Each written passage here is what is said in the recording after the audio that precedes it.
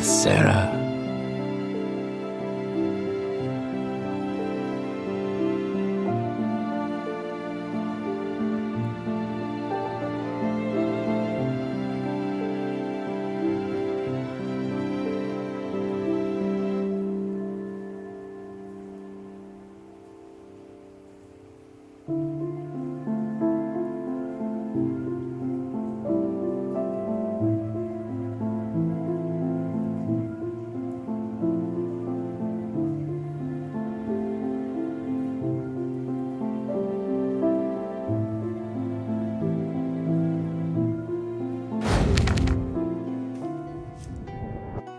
My friends, welcome back to the game library where we give a voice to the voiceless games.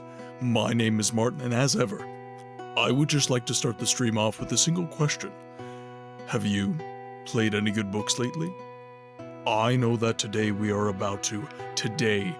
continuing our playthrough of The Elder Scrolls Chapter 2, Daggerfall. But first, I would like to just have a bit of a conversation with you guys. We just had our stream anniversary, so I would like to just go over a few things, and then of course, as ever, we will get in the question of the day. I have seen some people giving their answers, so I'm interested to get into it. Alright, so the stream anniversary went extremely well. I'm just going to go over some numbers with you guys, as I do like to be candid with the community about the growth and the things we can do with that growth to further the mission of the channel and just push harder to be better as a creator. Eris, welcome in. Okay, so the stream anniversary did extremely well. So for those of you who were unable to attend any of the streams, I basically streamed every day for 8 days consecutively. So my channel was created on the 17th of January, 2025. And I didn't stream until the 23rd of January, 2025. So I decided, instead of just celebrating one or the other, Cheeseman, welcome in. That's a weird thing to say out of context. Commander, welcome in.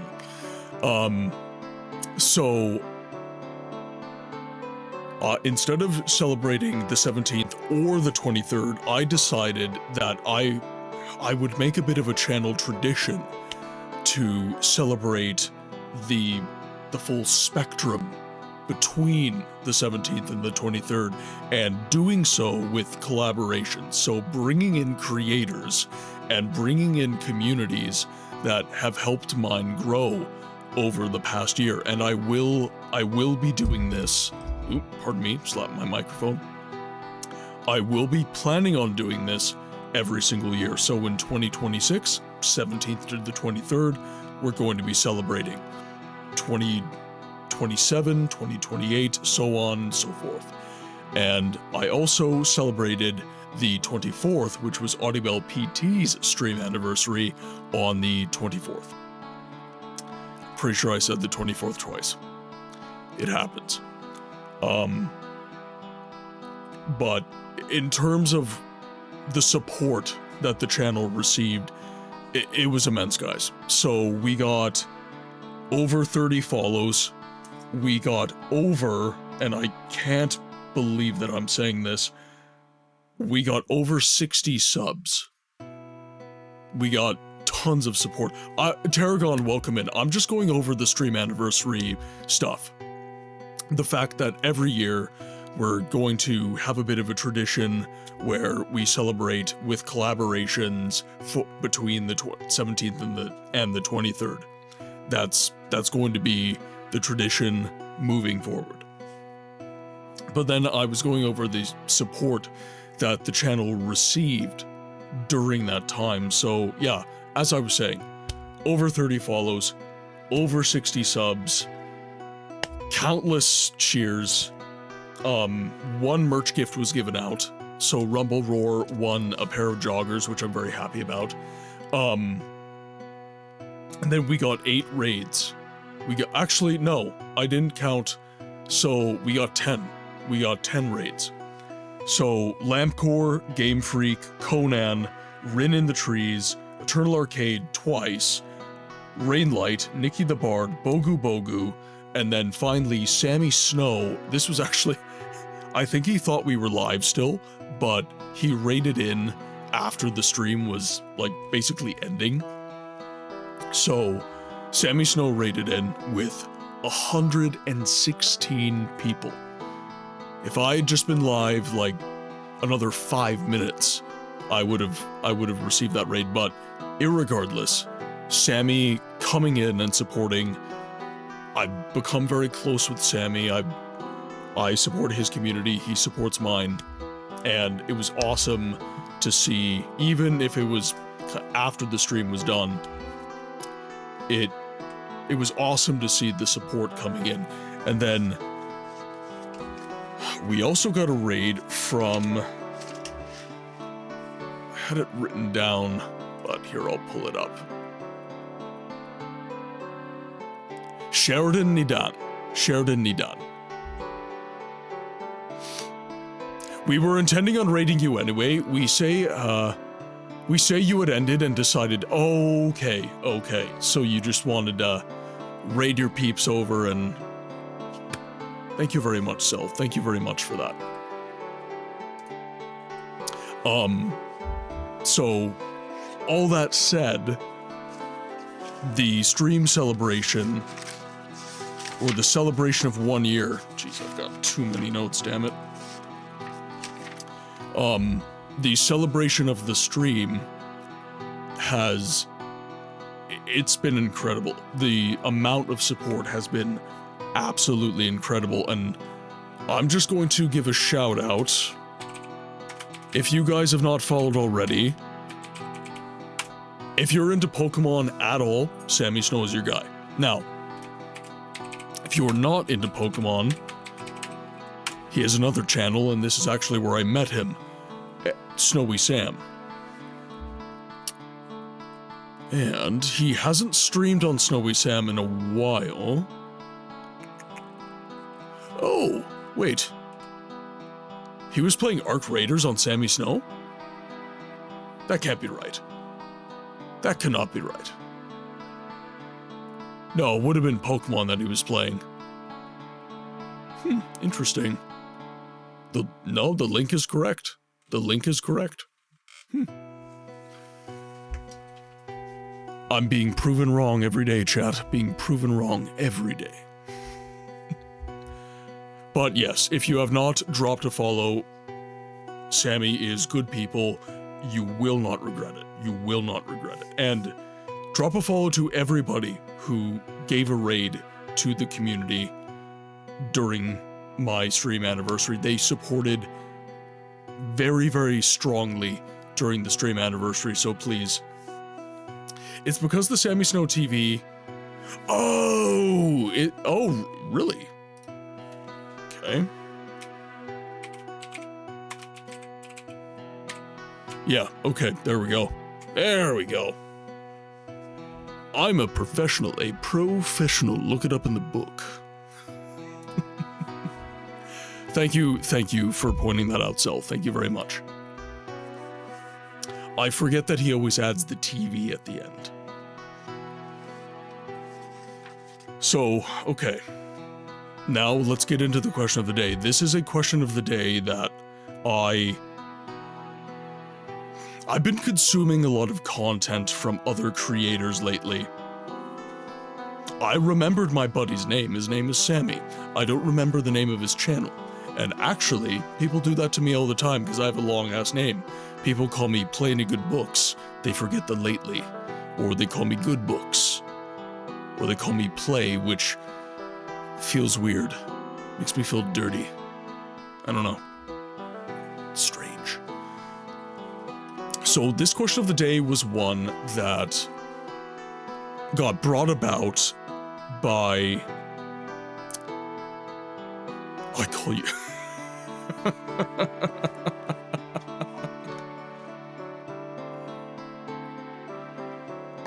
Do I have to file a harassment claim? Drizzle, welcome in, welcome in. See, someone just called me Mart. They forgot the in. Drizzle, welcome in, my friend. I hope you're having a good day. Hope you're having an amazing day. So the question of the day is... Oh, great news. I'm still iced inside. Hoping maintenance can come tomorrow and dig me out.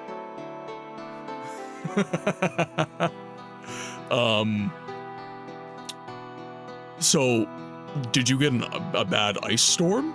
Or what happened? I don't get to stay home when stuff like that happens. Unless it's a really bad snowstorm, Canadians normally don't get to stay home. But you spoiled Americans, you get to stay home when the weather gets nasty. To be fair, I have no idea what your weather actually is. So, question of the day. I'm actually going to... I think my wording is a little bit different. I prefer the wording in what I spelled for you guys. What do you think of the following statement? In the games industry, we must always be looking forward, never back.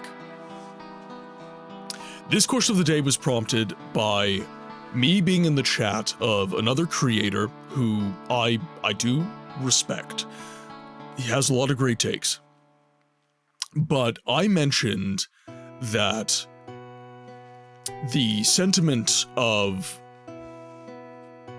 being exclusionary of the games that you play in your portfolio due explicitly to dated graphics, dated mechanics, etc., lends itself to the deletion of those games ultimately from not history so much, but people's cognizance of these games' existence. And he said that as this is a business perspective, he was explicit about that. This is a business perspective. In the business of games, we must always be looking forward, we must never look back. And even from the business perspective, I really don't think he is right. I don't.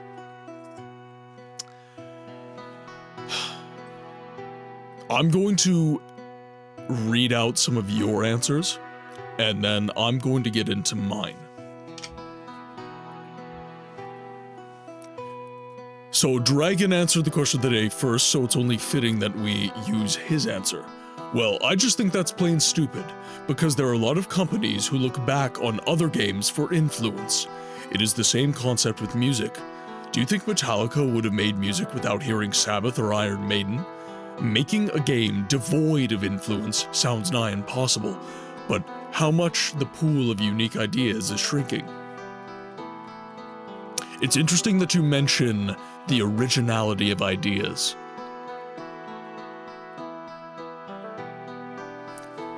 Cheese answering the question of the day. I think it's silly not to look back.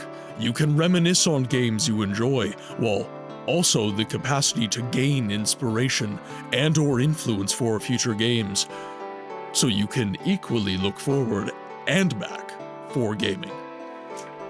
Tarragon answering the question of the day. Looking forward is great, but if you don't know where you've been, how do you know where you're going? Interesting. Yeah, snow settled and froze higher than the bottom of the storm door, so... Oh, man. So you're literally just frozen in. Well, and it's a storm door, so I would say just give it a good shove, but it's like aluminum and glass, so you would break it if you put your body weight into it too hard. I mean, Dragon, if Dev was actually stuck, Dev, they could do that, but... Okay, so my answer to the question of the day is this. So, here's the idea again. From a business perspective, gaming as an industry must only look forward, never back. Interesting. So this assumes that there is nothing to learn from the games that have been made. This assumes that the mechanics that got abandoned in these old games are simply bad, not limited by the technology of the time. They are simply inferior.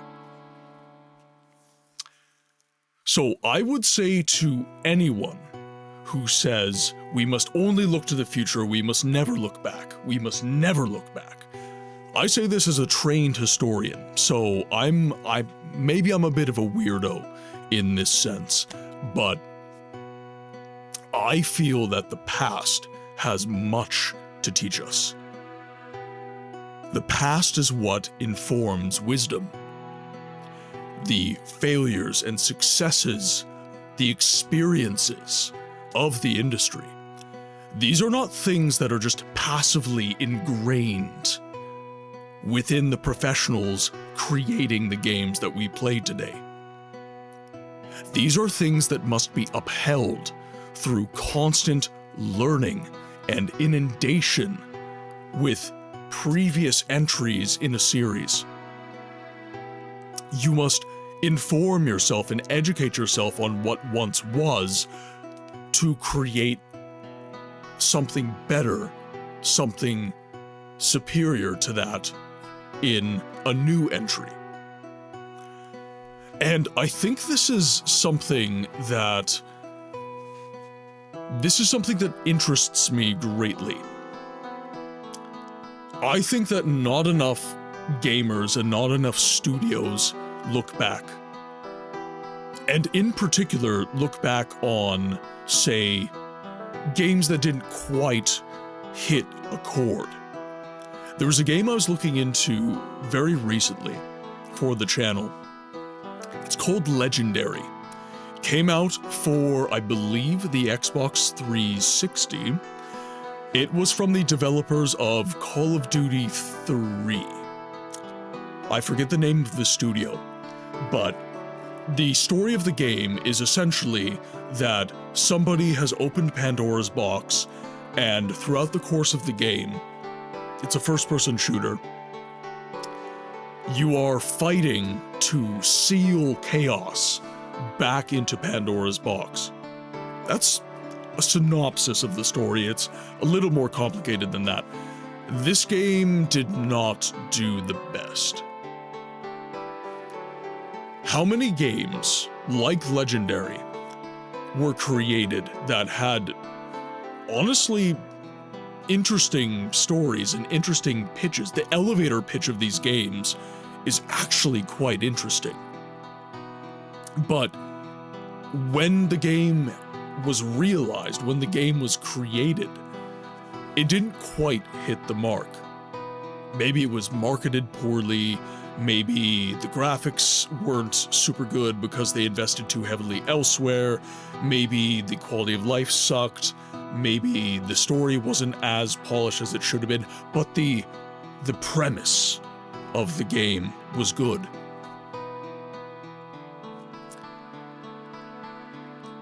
Why would you not look back at that game and say, well, what if someone breathed new?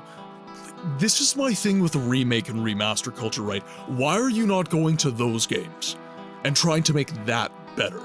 Instead of taking something that's loved, venerated, and plenty good to play, even if it's old, and remaking that just because it's an established IP and it makes money. You could be creating, frankly speaking, you could be reanimating old IP into new IP and making it better because graphics are better, quality of life is better. We have the capacity to make these good things, and we don't. We just focus on a keystone number of franchises, and we just regurgitate remakes and remasters for these franchises ad infinitum. That is something that it's very strange to me. It's very strange to me that this is the tendency within the industry. But then again, looking back is hard. Studying what was is difficult. And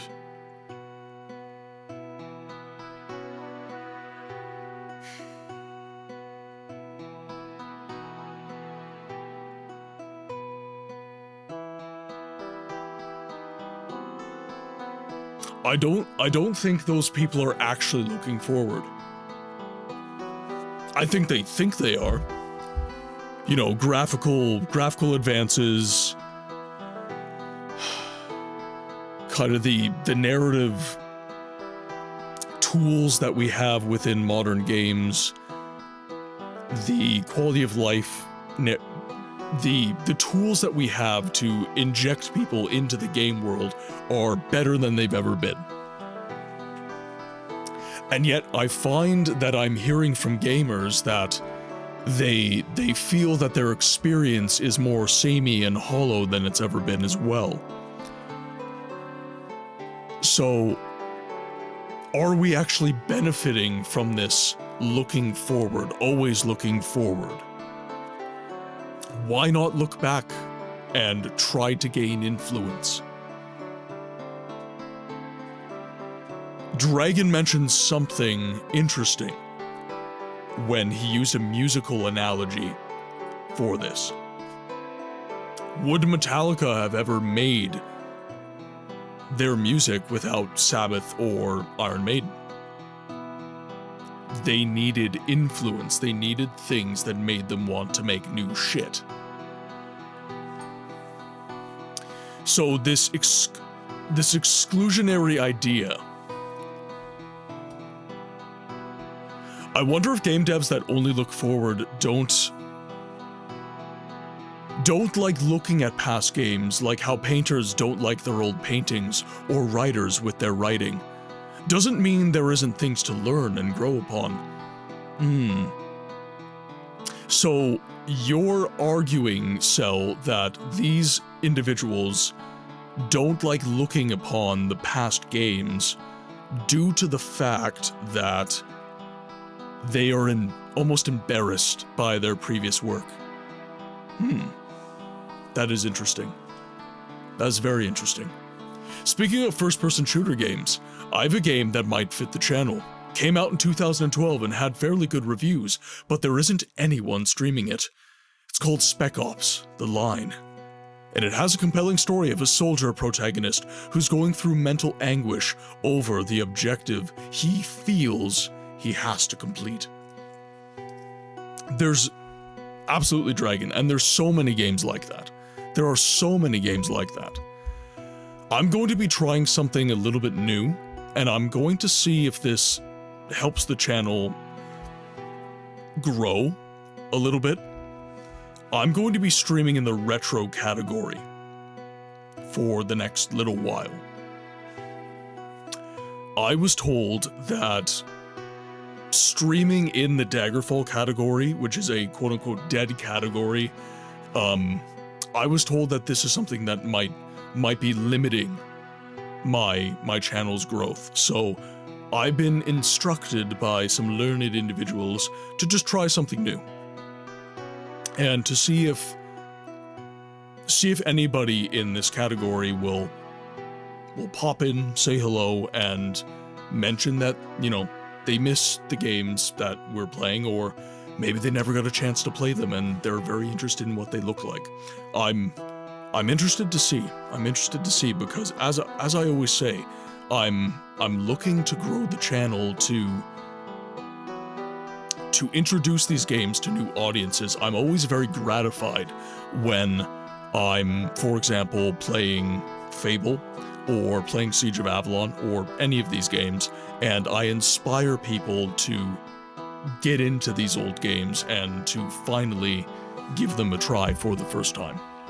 So I'm going to push that mission even harder, and we're going to see what happens. Going to see what happens.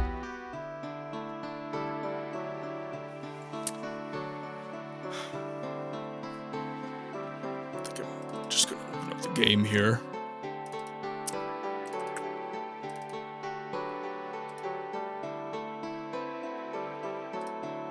Just so we have it ready when we want to switch over.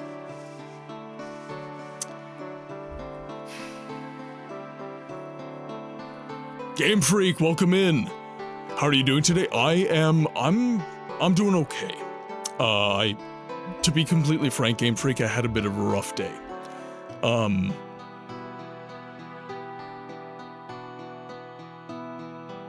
To be candid, I guess,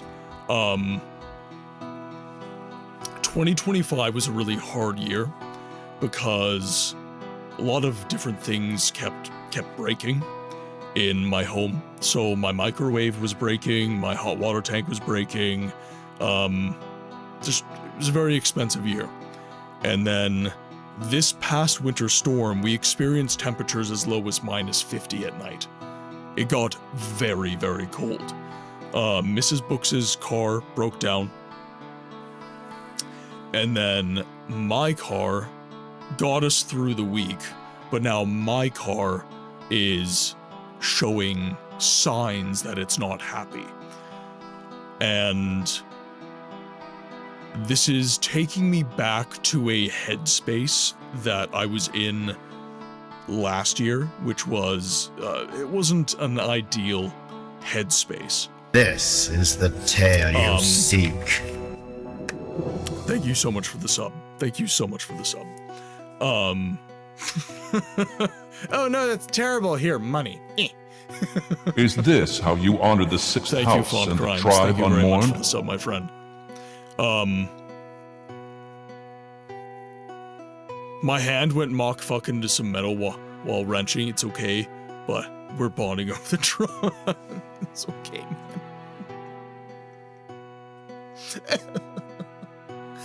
man. So, frankly speaking, I have this, like, little bit of anxiety right now that maybe I'm not going to be able to get to work tomorrow. My car got me to work and back today, but I'm not sure if I'm going to be able to work tomorrow, and my industry is one where if you're not working, you are not getting paid. So the skilled trades, like retail, like a lot of forward-facing industries in the world, they haven't kept up with the human rights progress that a lot of corporate jobs have. So 3 weeks of paid time off minimum, 10 days sick leave minimum, and then a couple of personal days. That's pretty standard in the corporate realm. 3 weeks off, 10 days sick, 2 days personal. It's pretty standard stuff. But in the trades, I'm lucky enough that my company does paid vacation time off. They don't do vacation pay, which is basically, well, we're not going to give you time off, paid, but here's money. So your check is bigger, but it's up to you to budget for when you need to take time off, because that's going to be unpaid. So my industry has not really kept up with the times, and my company is definitely better than most, but they are still a product of an industry that has to remain competitive, right? And if you're giving your guys sick time, well, that's more money on your invoices to clients, and maybe the client's not willing to pay for that. You know, there's other things that you have to consider in those situations. So I get very stressed out because as an apprentice, I only get 2 weeks of paid time off, and the rest of it's unpaid. So I either have to work more or find other ways to make money in the interim. So it's definitely stressful. It's very, very stressful when I have car trouble and when appliances break in my house and this, that, and the other thing. It's my ability to weather these these storms. It's a question mark. It's not a sure thing. I'm very financially savvy. I know how to save money. I know how to invest in markets. I arguably do everything right in that regard, but I still encounter situations where I'm not prepared. And sorry that ended up becoming a bit of a spiel, but you know, that's, if I'm ever streaming and I don't seem like 100%, like my mind's elsewhere and that kind of thing, it's normally because of that.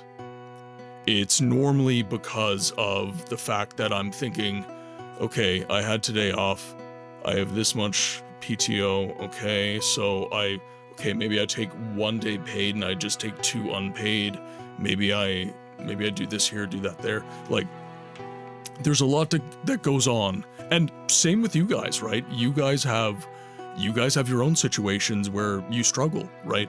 And that's one of the, at least as far as I'm concerned, that's one of the most important things about the stream for me personally, is this is a place where I can come and talk and unwind from the troubles of the day. And we can maybe find solutions together. We can maybe bond over the experience. Maybe we figure out community activities to do, which is something that I still need to make time for. I still want to do some sort of community activity on the Discord or something like that, but time. It's always time. I think it's a little impossible for humans not to be influenced by the past, both from a creative aspect and a business aspect. You remember what worked and what didn't. You refine things that work and stop doing the things that didn't. So I want to give another path, Tarragon. Have you guys ever heard of the saying, if it's not broke, don't fix it?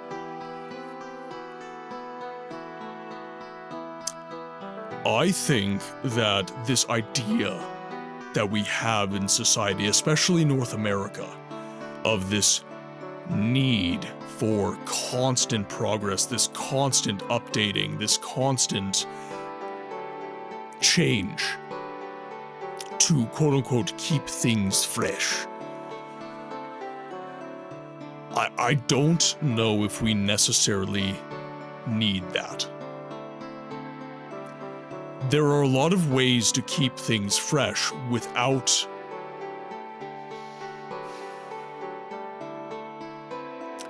compromising on the stuff that worked, you know, just sticking to your guns, as it were.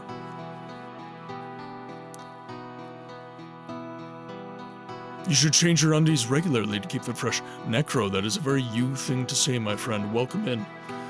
I hope you're having a good day. Ever heard the old saying that nothing is more important than a temporary redneck fix? You know what? That one slipped me by. Alright. I think it is time. Oh, and I did see... Whoops, I missed a message. Lurk, but I'm still here, even though I'm playing Pokemon XD Gale. Ooh! Oh, good game. Good game. Ooh, one sec.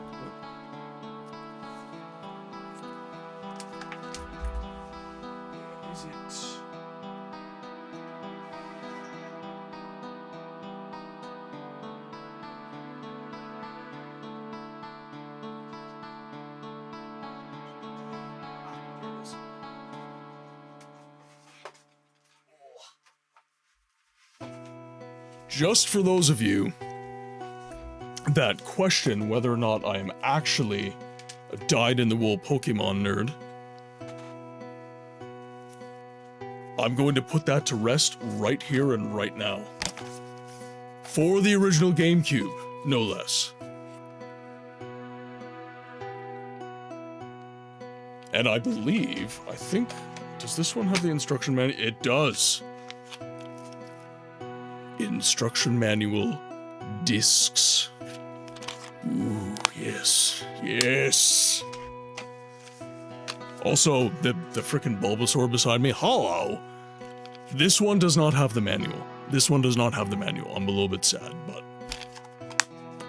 I do have the physical media, guys. I have the receipts. I am a fan of the Pokemon.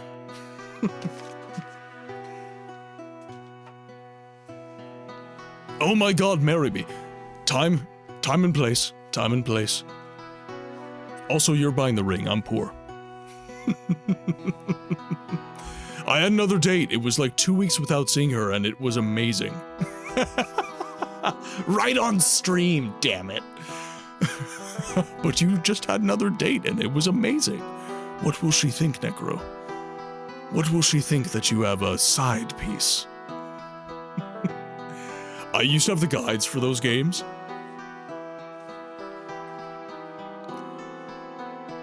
That got me through many tight spots, zip ties and duct tape.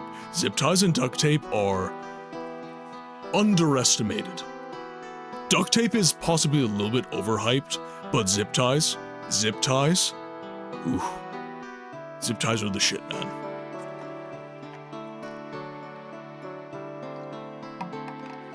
Oh, 100%. So this is one thing about my current car that has me kind of questioning whether or not... So, I'm a retro nut, like, dyed in the wool. I didn't drive a car newer than 1989 until I was... No, the Beamer. The Beamer. The 300's gone. The 300 was starting to have engine ticks, and I was quoted $8,000 to fix that, and I said that's more than the value of the car, so I got the Beamer. It was low miles, no rust, one owner, so I was like, okay, you know what, it is a Beamer, but I will roll the dice. And during this last cold snap, it started being a Beamer. Should have seen it coming, but, I'm a total dyed-in-the-wool, like, retro nut, and I didn't drive anything newer than 1989 until I was, like, 25. And that's only because Mrs. Book said she basically didn't want me to be driving in something without airbags. But at this point, I've had 2 modern vehicles. The 300 was actually, up until that last issue, it was a trouble-free experience. I never put money into that car. Never. Didn't give me a single issue for 190,000 kilometers. I got rid of that car at like 230,000 clicks.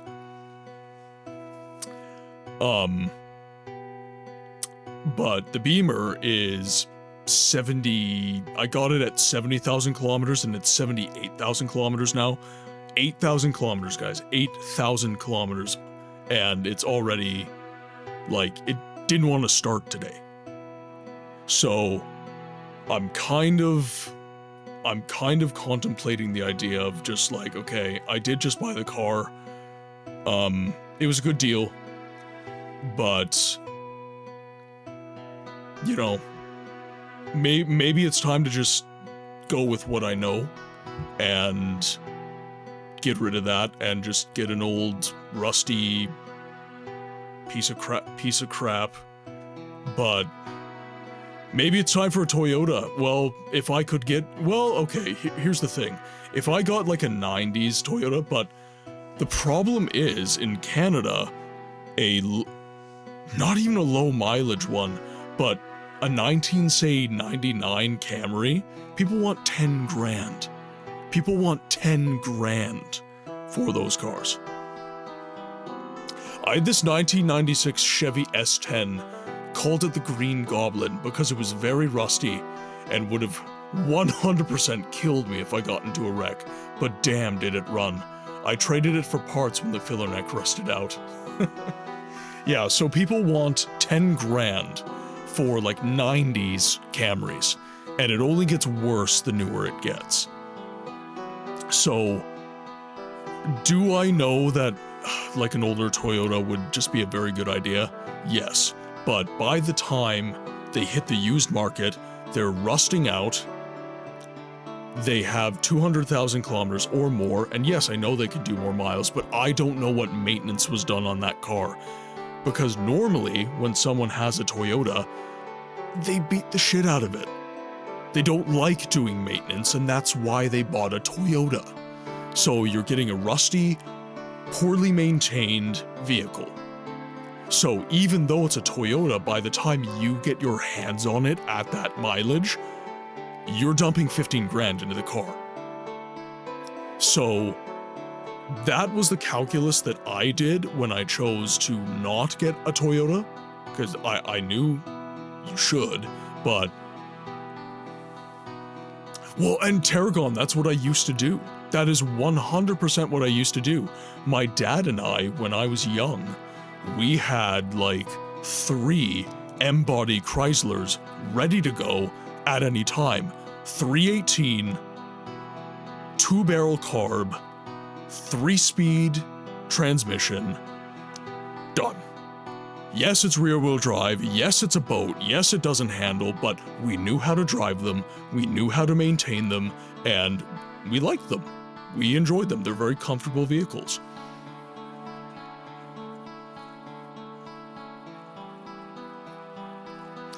That Bieber can't get a little up. Well, and this is the thing, right? This car that I have, this was like a summer queen. This was a garage kept, you know, summer hot rod for the person that sold it to the dealership that I eventually bought from. So, I'm giving it a chance. I'm taking it to the mechanic, because you need a code reader for these cars. You just do, which is insane, and the reading tool's like $2,000 Canadian.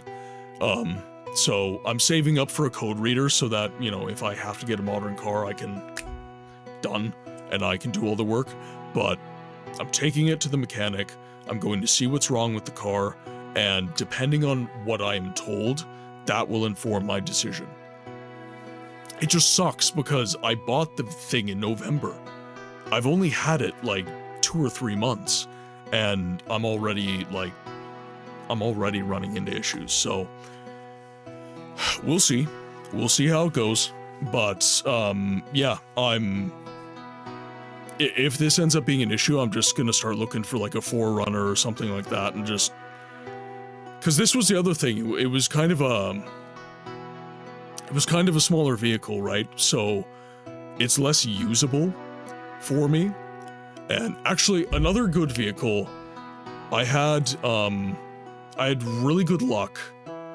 They're Fords, so but I had really good luck with the early 2000s, like 01 to 09 Ford Escapes. Like the body-on-frame Escapes with the 3-liter Duratec V6. Those were actually pretty reliable. They weren't terrible on gas, but they, yeah, I had some good experience. Fucked over repaired Dodge. Alright, let's get in some games, guys. So, it has been a while since we were in the world of Daggerfall. So let's just take a look at our quests here. So we are getting to the point in the game where we're starting to have to make hard choices. We are having to choose between the different houses of Iliac Bay. Story-wise, we're getting to endgame here. We are getting very close to endgame. I actually had a thought, because we're so close to endgame on Daggerfall, I would like to know what your guys' thoughts are. So I'm thinking that Monday could be like an older, like a 90s retro game, like Ultima, Daggerfall, that sort of thing. Friday could be like kind of a more contemporary kind of title, like we're talking like 2000 to 2010, shall we say? And then maybe Saturday, once we beat Baldur's Gate, could be devoted to titles that they're a little bit more new, but they're still under the radar. Because I've been playing a lot of games like Generation Zero, like Sanctum, that they fit this niche of new, but they're still very unknown.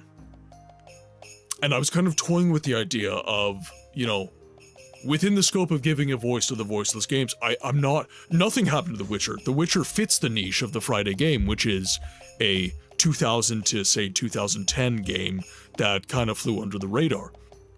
That is 100% a defining aspect of The Witcher, I would say. But I'm kind of thinking about, like, how can I cover the widest variety of games that are categorized as voiceless while, you know, obviously still adhering to the purpose of the channel. Because I'm not simply an Elder Scrolls streamer, I'm not simply a retro streamer. I'm a streamer that plays the games that are unsung. I play the games that nobody covers, nobody streams them on Twitch, nobody makes videos about them on YouTube. There's no fresh content that is consistently being produced for these games, so they get forgotten. They go unnoticed. So, that's just a thought I was toying with. Ministra's signet ring brought the trust of Yisin Yomsley. She told me that Edwer Gerston would be at Charton, be in Charton at Palace in 32 days' time. Okay, so we are in Charton, and I believe this was the palace. Yes, this is most definitely the palace. So, we have not found him because the quest didn't say that we did. Now, if I'm recalling correctly, my memory is starting to be triggered a little bit here. I think that I might just need to wait more.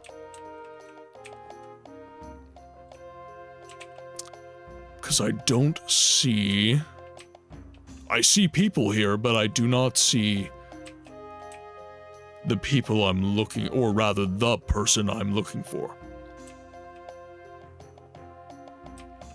Story-wise, Syvaris ended up taking the best moral option. He turned into the hero in the end. Yes, he ended up supporting the orcs of Orsinium.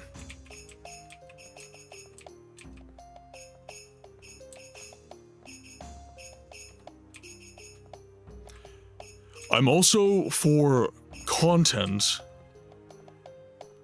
I've been mulling this over since Kilniath kind of gave me the idea. But Kilniath essentially threw the idea out there that I basically write a story about each of these characters. So Paige, Syvaris, any of the games where we create the character. And I think that's a lovely idea. I think that doing almost a screenplay for Syvaris that just includes in-game footage would be incredibly cool. Okay. These are okay. No, that was just a path around. That was just a path around. Pardon me. I had to get up for work at 3 in the morning today, so I'm a little sleepy. Me and him kind of put the idea together, though it was with BG1 initially. Well, and see, that's the thing, right? This could work for Milton the Everlost. This could work for Syvaris II. This could work for Paige, the Bubbly Bosmer. There's many characters, there's many games that we play that have OCs And I think that it's a cool idea for content. It allows me to voice act. But then there's even games like Fable that have a voiceless protagonist. They have a character that doesn't speak. And I have actually been thinking of the idea of playing a cutscene from games like Fable, where you don't speak, and then I inject voiceover lines on behalf of the character within the game. So think of the cutscene where Jack of Blades intercepts you when you rescue your mother. Think of the scene where you see your mother for the first time in decades inside the cell at Bargate Prison. How incredible would it be that your character actually had some lines in that situation? Have you seen Freeman's Mind? Are you talking about Freeman from Half-Life? Yes, so let's take a look at the calendar here.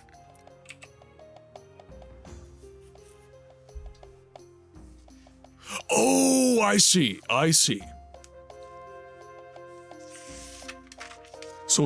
So I didn't have an original idea. That's good to know, Razmat. That's very good to know. Okay, so we've got 23rd of Sun's Dawn. That is today.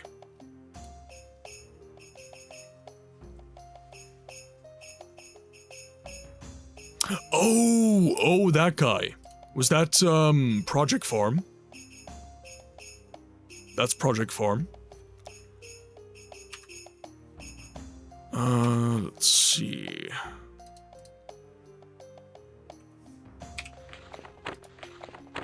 Don't worry, there are no original ideas, only updated ones. Well, and that's kind of, this is something that prompted my question of the day. So for those of you just jumping into chat right now, the question of the day today is, what do you think of the following statement?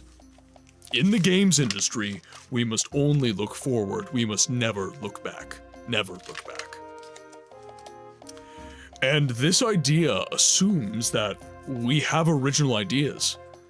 This assumes that we have current knowledge on past games.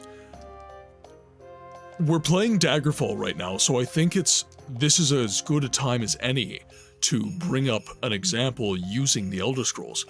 Do you genuinely think there's anyone working at Bethesda today, other than Todd Howard himself, that has any sort of respect for what Daggerfall did? Is there any compulsion that is felt to speak to Morrowind? You know, the Elder Scrolls Online tells a very surface-level story. And yes, the lore books, they're great, but honestly, not enough people read the lore books in the Elder Scrolls to have it really make a dent on the lore blindness of the fan base of these games. So, this idea that Bethesda should only be looking forward for the new Elder Scrolls. No, I think the people at Bethesda should be playing Daggerfall and getting ideas from this game. I think that the people at Bethesda should be playing Morrowind and getting ideas from that game. I think the people at Bethesda should be playing the games that they've made in the past in order to inform the games that they will make in the future.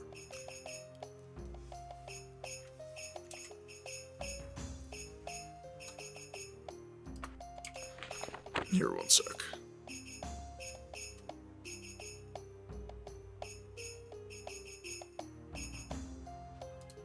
I've got some settings here that are acting weird.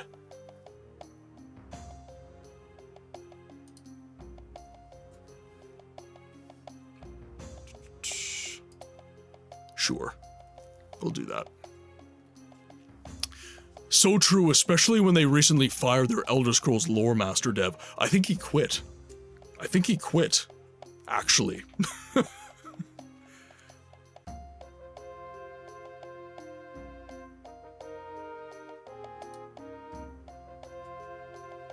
YouTube lore channels do an excellent job bringing the stories to life. Well, Vadi Video is a great example too. Vadi Video is great. There's nobody left considering the longest tenured person up to Todd was Ted Peterson, who held on until Oblivion. I think the last real bit of magic that Bethesda had with the full circle was between Blood Moon and Dragonborn. Yep. Yep.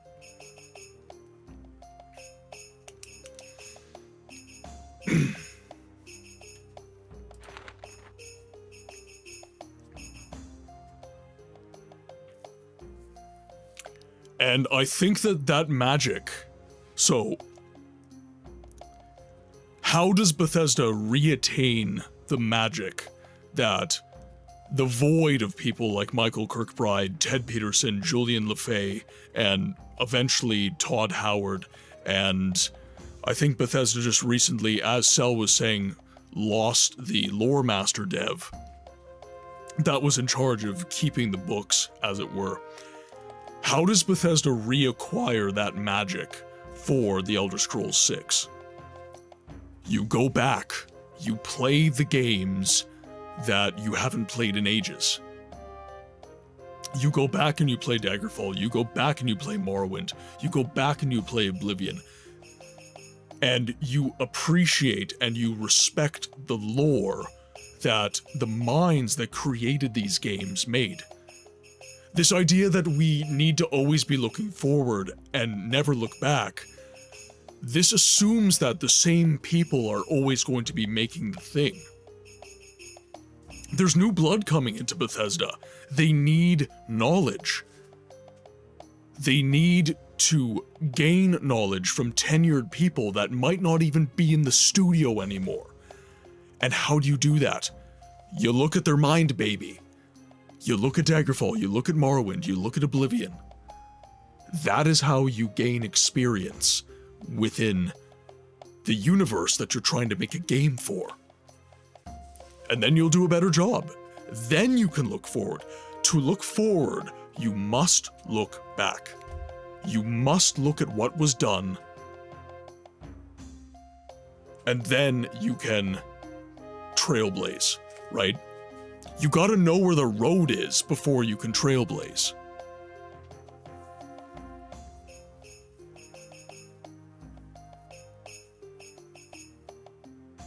Thank you for the love on the red side. Thank you for the love on the red side.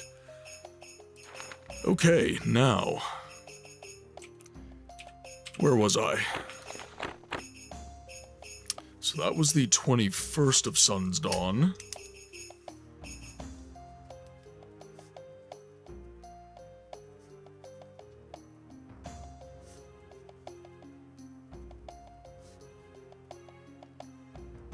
So the quest was given.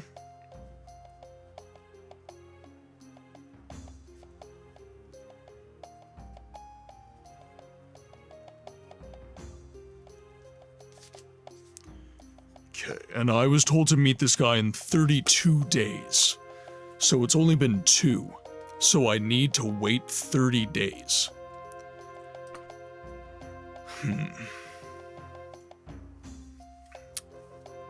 Now, do I have to meet him in 30 days on the dot? That's my next question. In 32 days' time. I feel like a lot of lore masters of ours tend to be quite sensitive to negative feedback towards their creations. Post-release depression is a real thing. I don't think it even has to be, like, lore. I think that post-release depression exists. Say, for example, I post a video. I'm not perfect. I will post wrong things. I will misspeak. I will say a thing happened that didn't. I will say a thing didn't happen that did. And then I get corrected in the comments, or I have someone basically just lampoon me. And yeah, I feel bad. Frankly, I want to delete the video and redo it, but that is disingenuous. I need to leave that video up as a piece of history of my growth. Self-criticism of the creative soul, yep. To be fair, Todd said positive things about Daggerfall, so I would say he honestly has. He does. For its legacy, as far as the pertinence on its own, I am doubtful. Though he did attempt to recapture some of the magic that Daggerfall introduced without fully understanding what exactly was the magic that made Daggerfall, and we saw how that turned out. Absolutely. Starfield is a failed love letter to Daggerfall. Starfield is Daggerfall made by someone who never knew what Daggerfall was because they were not the creative mind behind Daggerfall. Starfield is very flawed in a lot of ways. But one thing is a surety in my mind, which is that Todd Howard meant to write a love letter to Ted Peterson and Julian LeFay when he made that game. A lot of the features of that game mirror a lot of the intention of Julian and Ted when they made Daggerfall. But it wasn't in the Elder Scrolls universe, of course. Alright. So, let's look at where we are in the world here. So that was the 21st of Sun's Dawn. It is the 23rd, which is weird because I got the quest. Let's see how long it takes me to get to Daggerfall.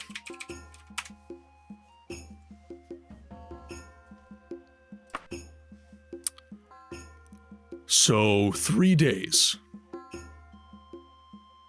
Okay. So a trip all the way to Daggerfall one way, that's only 3 days.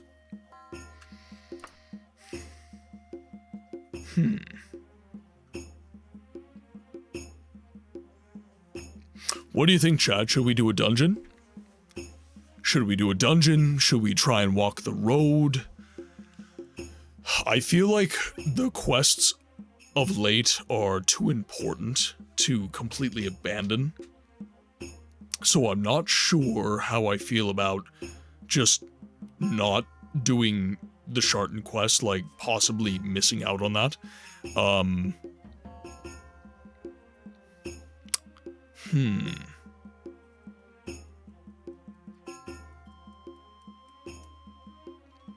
But the way to push the time...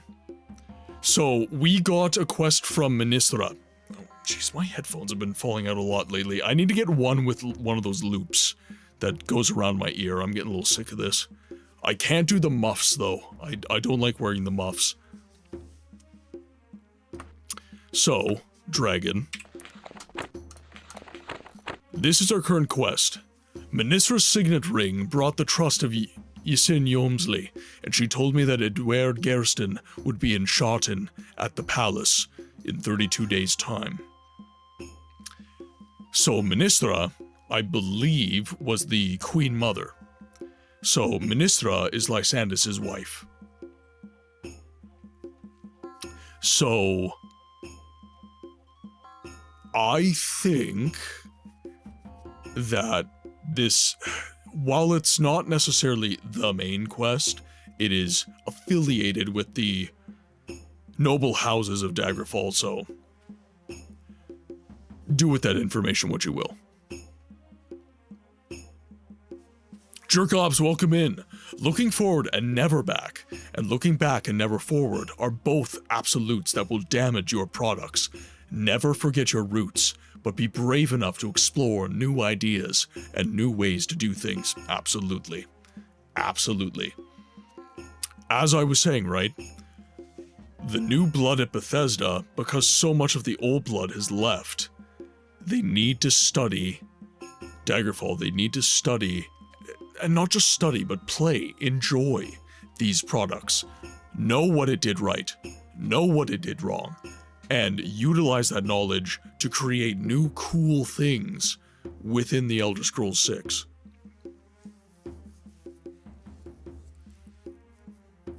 Yeah, Emperor's Letters, yeah.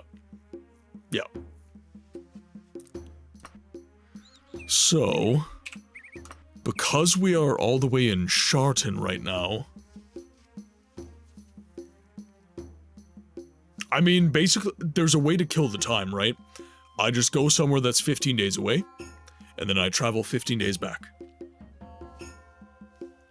That's obviously the easiest way to do it, but do you guys want to do some dungeons? Do you want to do some stuff in the meantime? Because as far as I'm concerned, I'm up for anything, right? These are late days in the world of Iliac Bay, and we're probably going to be getting into a situation soon where we've approached the end of the main story, the end of the line. Daggerfall is a game you can basically play forever. Even when the main story's done, you can kind of just muddle along as you wish.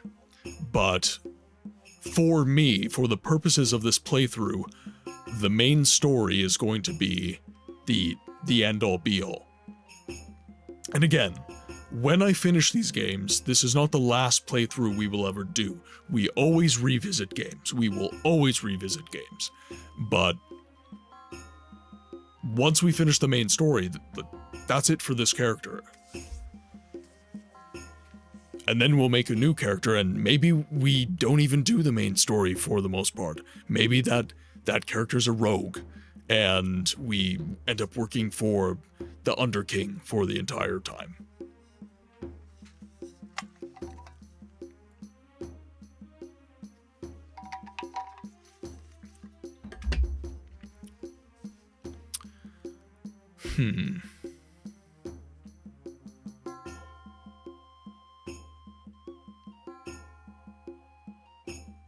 What happened to Syvarsa's goal of summoning Hermaeus Mora? Did that get sidelined?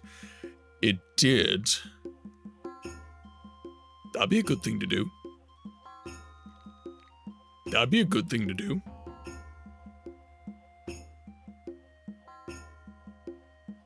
We have 30 days. We have a month.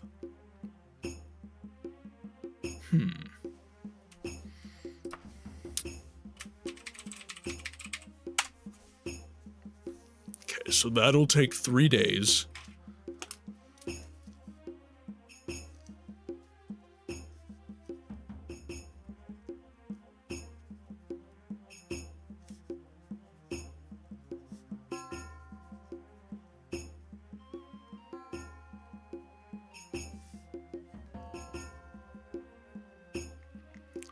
Sorry, I'm just making myself a little timeline here so that I know exactly how many days I have left.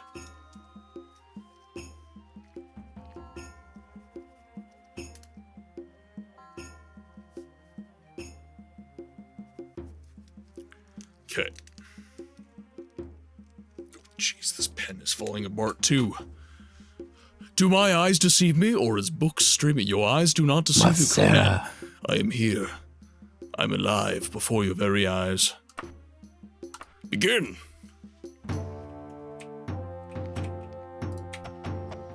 Ah, it's good to be back. It's good to be back on Yam Bam St. Cranberry. If you're in the town where the contact is, you should have been going to the Knights of the Dragon, who are allies for this quest. I was told to meet him at the palace. I already went to the Knights of the Dragon, and she instructed me to go to Sharton.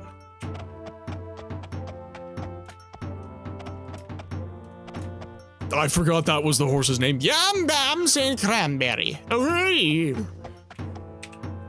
Good old Yam Bam.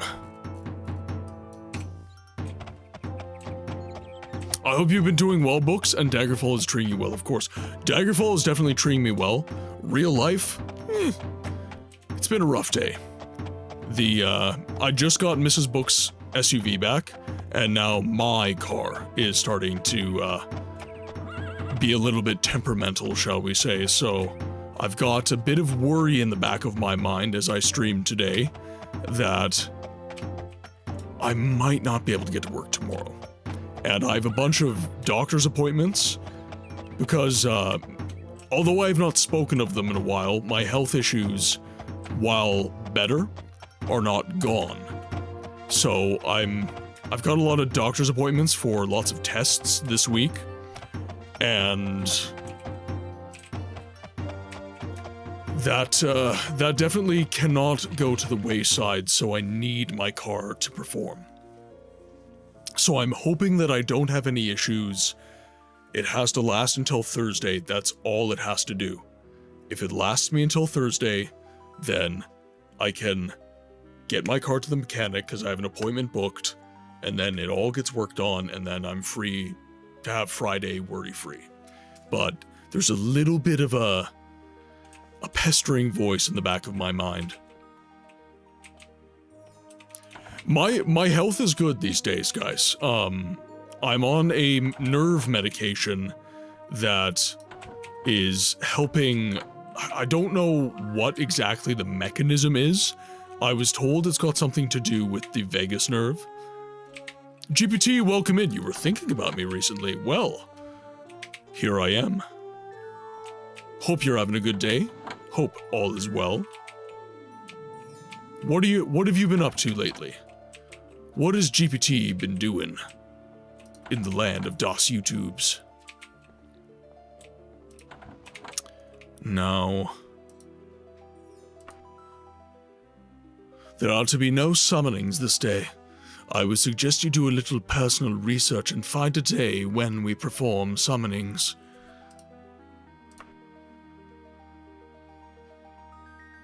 What a face.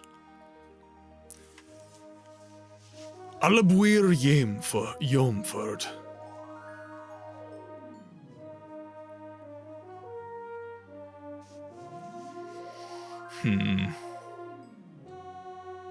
So there would be...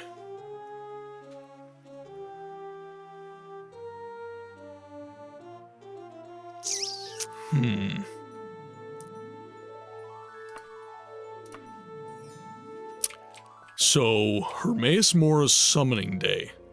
Where would I find that out?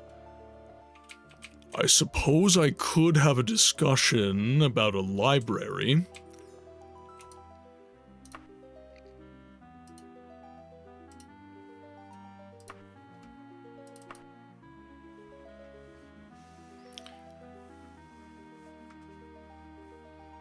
So it would be in a lore book somewhere.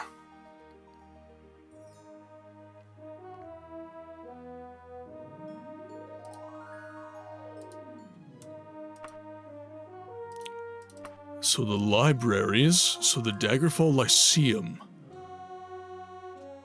Hail, are you familiar with the whereabouts of the Daggerfall Lyceum?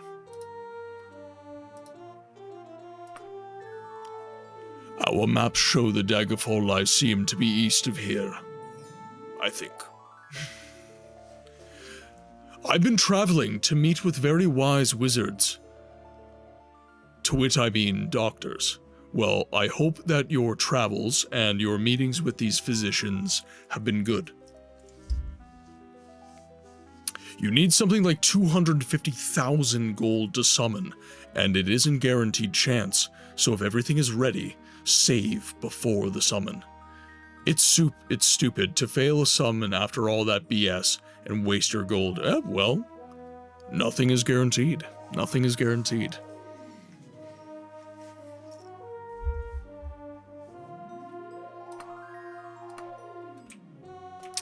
So, I'm assuming the Lyceum is the library. In which case, that would be it. No, my character is an Altmer, High Elf. Oh, that's why. It's like, why can't I jump on these hedges? Because I'm not on Yam Bam St. Cranberry, that's why.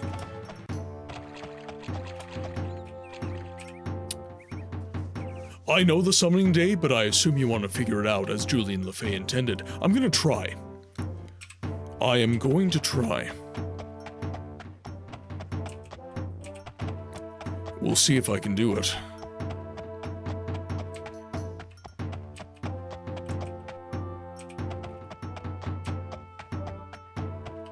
I assume it's one of these. Yeah, it's this boy.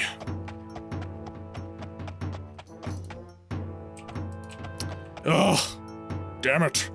Alright, let's find an inn. To the Mole and Muck. I think you missed, but don't forget mages keep their own libraries, as well as temples. Well, I don't think this... Well, okay, maybe... Maybe they have it. I believe this was the Mages Guild we were in. It was either this or Sentinel. We were in the Mages Guild, and we looked through all of the books. I did find a book on Daedra, but I did not find enough information. Oh, pardon me.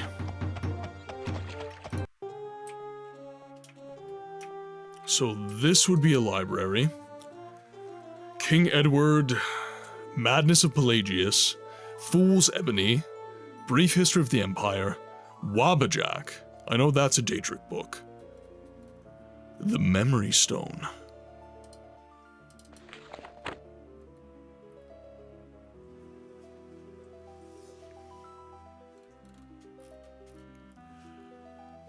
From the Memory Stone of Michaela Leckie. This is a faithful reproduction. The thoughts recorded on Michaela Leckie's Memory Stone, found in the Bankorai Pass in the year of reckoning, the First Era, 973, pardon me. 7 years before the fall of Orsinium, due to the combined efforts of the armies of Daggerfall, Sentinel, and the Order of Diagna. Almost all of this is the first person, as Michaela was unfamiliar with the protocols and scholarly formalities of recording herself into a memory stone. Nonetheless, her heroism and heroic deeds live on. Her memories fresh in the stone for all to feel and hear. I wonder if this will really work. The Mages Guild took me for 25,000 gold crowns if it doesn't. Imagine, the stone will record my thoughts. What did they say? Just unwrap it from the silver foil and leather bag, and as soon as it touches my flesh, it will begin to record.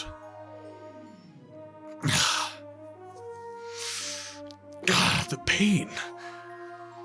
No, I must block it out. No one would want to hold my stone and hear my thoughts if I let it record my pain. Thank the Ebon Arm and the training I received in the Hall of the Virtues of War, I can block out this pain.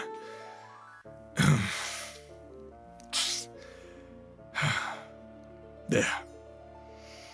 Yes, there, it's walled off. Yes, I can see it there, just beyond my consciousness, lurking like a hungry wolf. A wolf that will soon consume me. I see also in my inevitable death from these damned wounds, no potions left. The healing crystal and ring are used up. And me, with not even magic enough to light a candle. But the gods did give me other gifts. The gift of sword singing. The thrill of battle. Frandar Hunging's Book of Circles. The way of the sword. But then that is my story. I get ahead of myself. I am Michaela Leckie, a warrior, a sword singer, a second-level Ansai. In my cradle, I could form a Shehai, the spirit sword, the mystical blade, mine formed of pure thought, serpents intertwined with vines of roses to form the blade as beautiful as... But I'm about to tell you all about that. To tell you my story, A story of valiant battle, of my loves, of my wars, of betrayal, and of this glorious victory. To tell you how I came to this distant lonely pass, me and 5 companions, to fight these men and monsters, to defeat an army that would fall on my people like cowards in the night. But again, I get ahead of myself.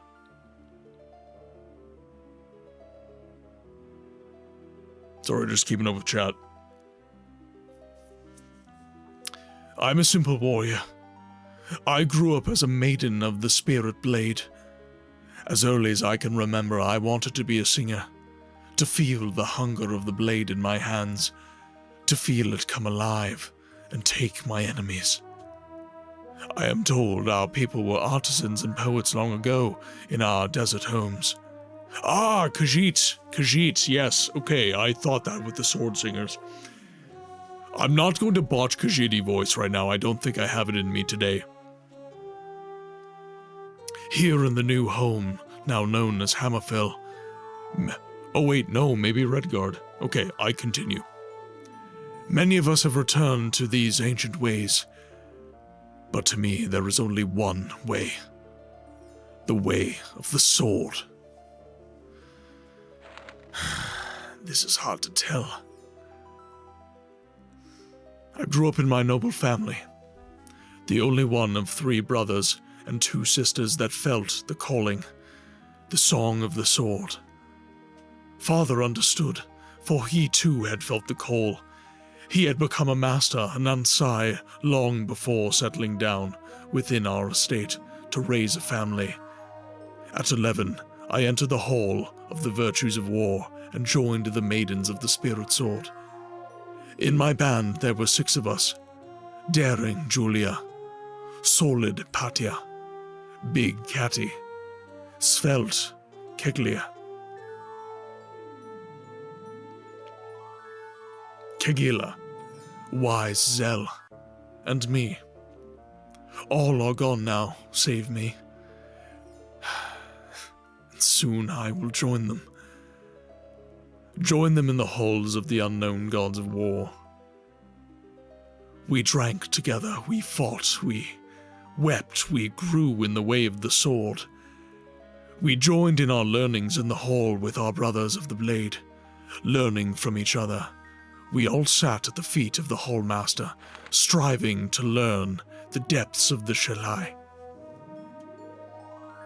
Making the spirit blade into a real weapon was Frandar Hunding had. Only a few have the purity of heart and virtue to be able to take the step and learn the mysteries of Ansai, sword sainthood.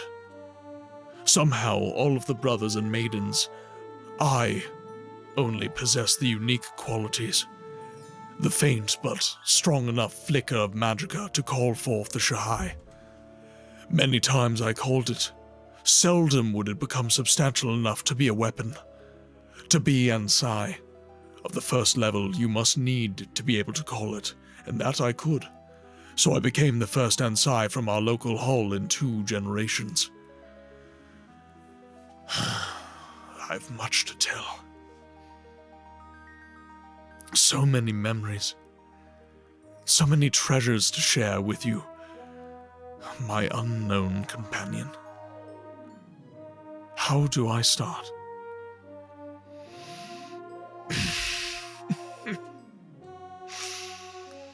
The pain is still out there, lurking and hungry, slowly consuming what is left of me.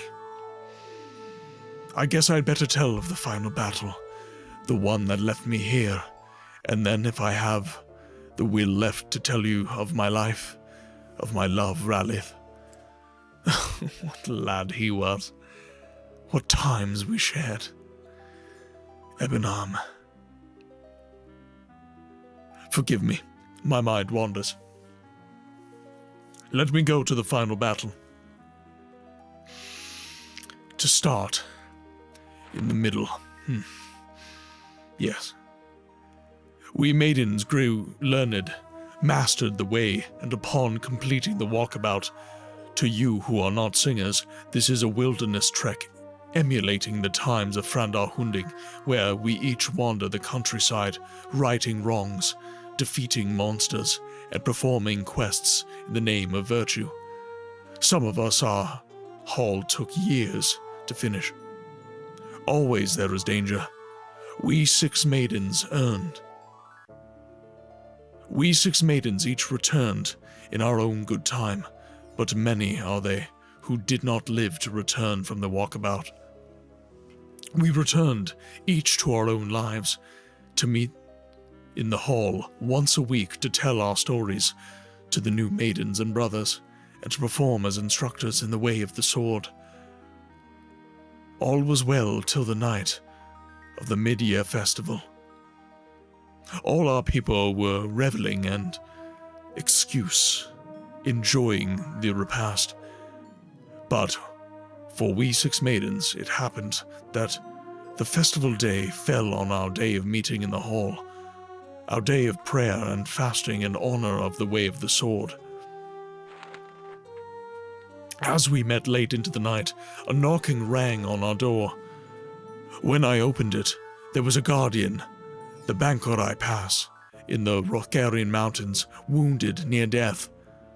He told us of the betrayal from the north, the invasion sponsored by the Crystal Tower of High Rock, led by King Joel of Daggerfall, our ally in the war with Orsinium. Quickly we used up a crystal of healing in restoring him to vitality. We sent him on to the king while we 6 grabbed our weapons and armor of power, and as many potions, marks, and crystals and rings as we could carry. We flew to the pass, hoping upon hope that we would not be too late. Our journey was not in vain, for we arrived just at the very point where the last 3 guardians were overwhelmed by the horde. Into the pass we ran, forming the old battle line, 6 abreast. Did we fight? The song of the sword was joyous noise, slicing through the ranks of evil. We fought for hours. Julia was the first to fall. A cowardly poisoned dagger finding a rent in her armor. Then, one by one, all fell. Save me. Cruel ebon arm. Then my beloved sword, the sword of my father, the one with the serpent's crest, fashioned by the master swordsmith, singer Tansel, broke in my hands. All was lost, our 6 lives spent in vain. Now many, many of them would pour through the pass. I would be easy prey for them, like a newborn child. I wept in frustration. Then I remembered the hearth in our home, the book, Frandar Hunding's Book of Circles, the way of strategy. I reached for the Shahai, the spirit sword which I could never reliably form when I needed it, and behold, it was alive. Alive with fire. It formed in my hand, ablaze with power. I slew mightily, right and left like a scythe through wheat. All the way to the lord of the tower I fought. With one blow, I cut his magical armor asunder. One more took his head. But to do that deed cost me dearly. Wounds by the dozen. Although I had magical armor, it was not formed of spirit like my blade. It was not as invincible as my blade or my own spirit, and I was sorely wounded.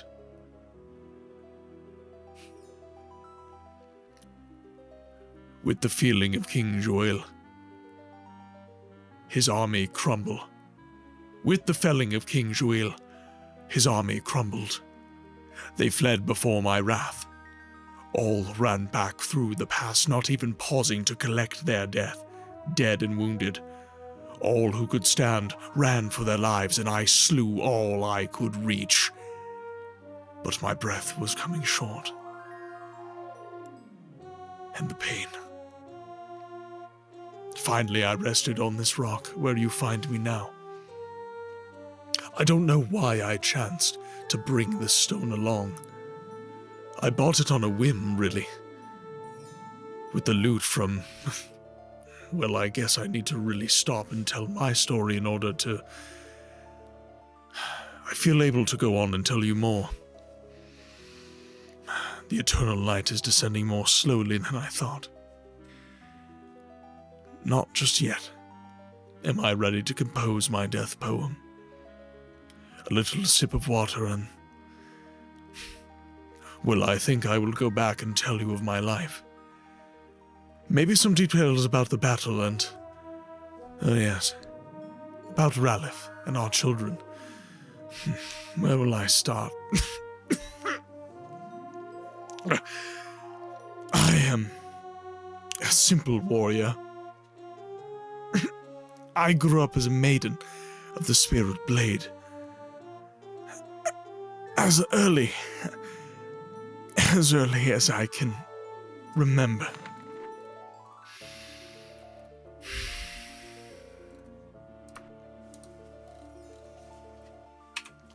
The books in this game are absolutely merry. Pardon me, I misspoke. The books in this game are absolutely incredible. The books, like, guys, the depth that you get in the lore books in Daggerfall, it is second to none. Second to none. I really think the only lore books that compare are the ones that you get the Dunmer lore in Morrowind. That compares. There's some books like the Manifesto Vampirum Cyrodiil. Or, wait a minute, no, Manifesto Cyrodiil Vampirum. That one's really good. I mean, like... Oh, he did! He wrote an entirely new book. Really? We've got Fool's Ebony, The Tale of Kieran...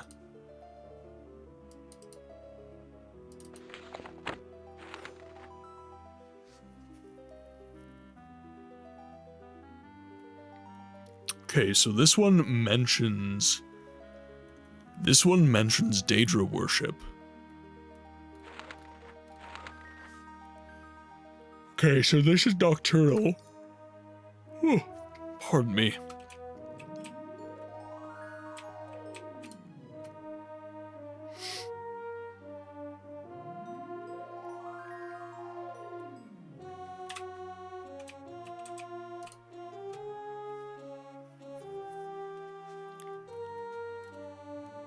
Definitely not reading Rude's song. Okay, got this one. The Asylum Ball, King Edward of Geoffrey, the Arrowshot Woman. The Alkir, no, that's history.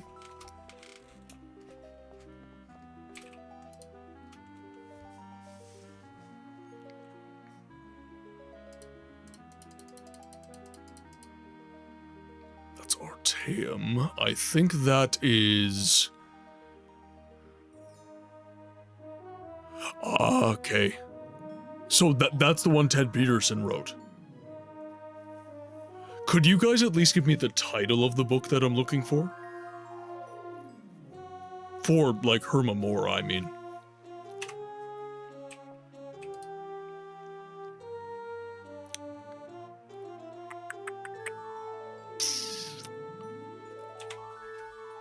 Wait. Oh, that's Flora. Overview of Gods and Worship, The Dubious Tale of the Crystal Tower, Born in the Wood? Yep, there it is, right here. Born in the Wood, Part 1, by Lord Woodburn.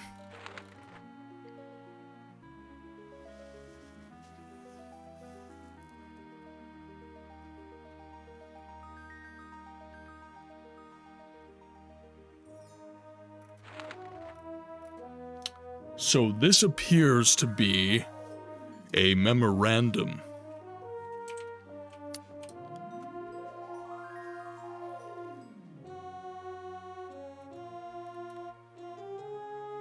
That's Vampires of Iliac Bay.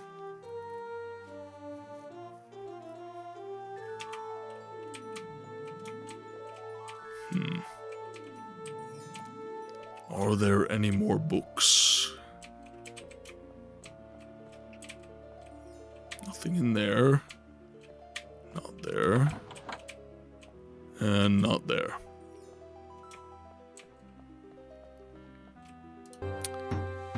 So... it's the 26th of Sun's Dawn.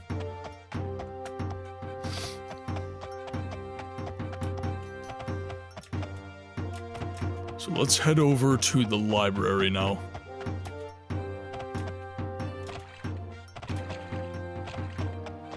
I'm hoping that enough time has passed that we can... Oh, GPT answering the question of the day. About the question of the day, there's a lot of good things in the past that just works. Old is good, just like new. I agree. There's definitely been failings of the past, but... I don't like the idea that we should always... Oh wait, was this, that might have been too soon. Yeah, it was too soon. It's this building.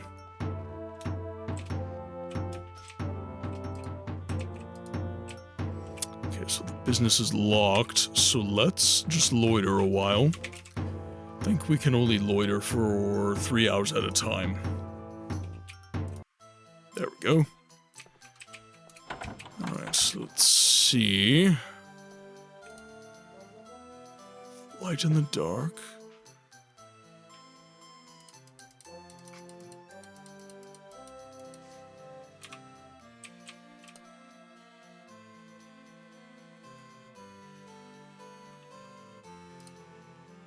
The old ways.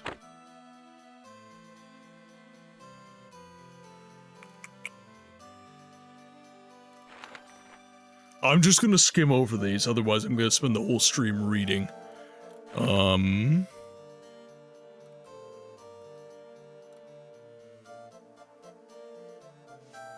so that's on the Sigix.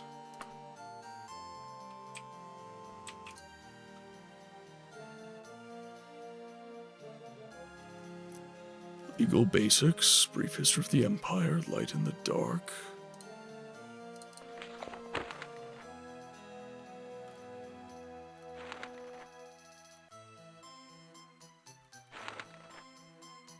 No, that's not it.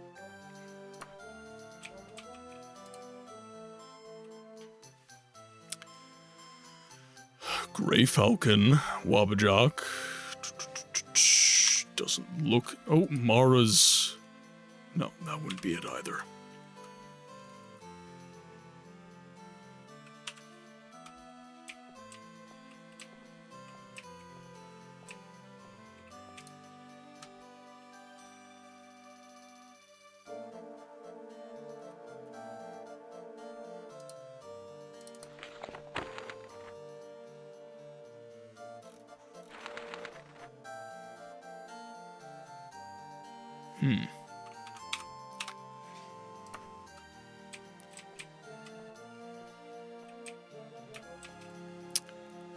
I think what I need... Actually, let's check some other rooms quick.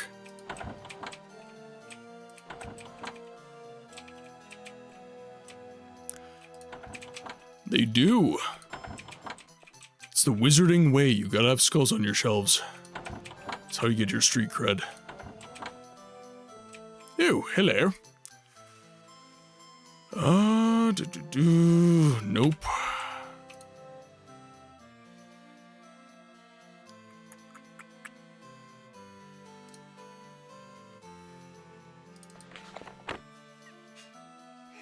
I'm just full of yawns today. Jeez, I need to sleep. In ancient times, there lived a hero named Lysirius. Okay, that's Akaviri. The both good and bad thing is that they fully intended this path to be truly a matter of research in-game itself. There's no actual book of Daedra summoning dates, but rather interspersed within other books of adjacent lore. So essentially what Dev is telling me is I have to read everything. If I want to figure out about Hermea Mora,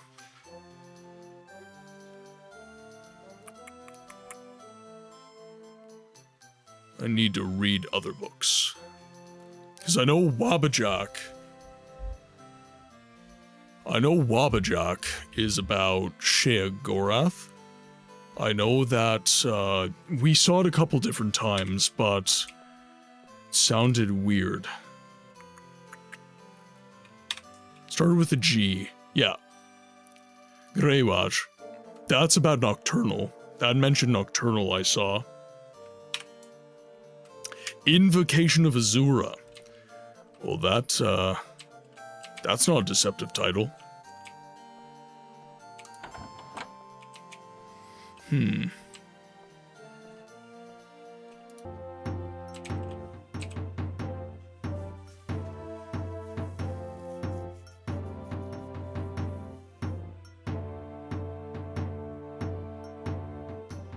Do I have enough time?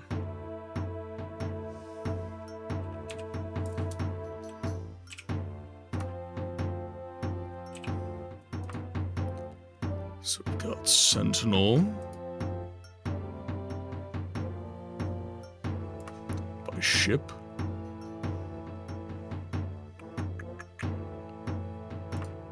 Oh, son of a bitch. No, I don't want to do that. I want to fast travel, as in speed.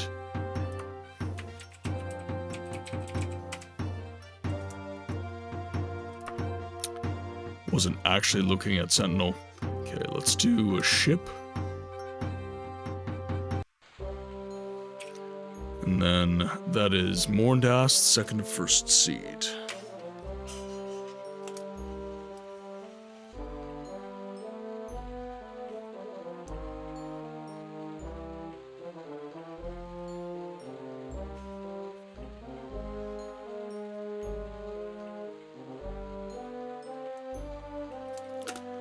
Let's see what their Mages Guild has.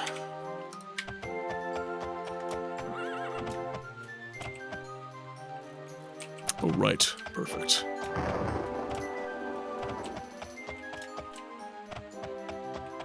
Was it the 5th? No, it's the 2nd.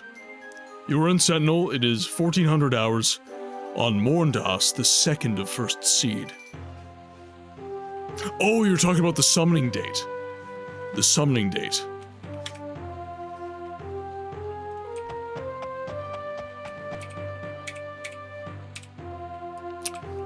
So let's pop down here.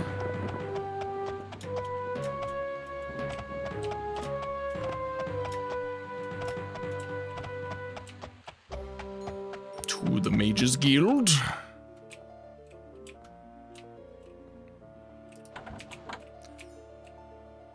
I do need a lot of gold. Do I have 250,000 gold? I think that I can check that.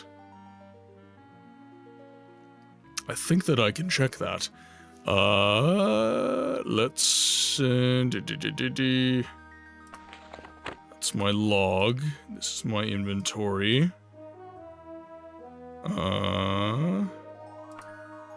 It's miscellaneous. That's my history.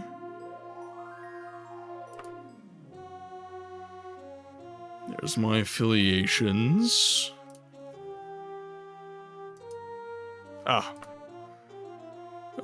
So I have...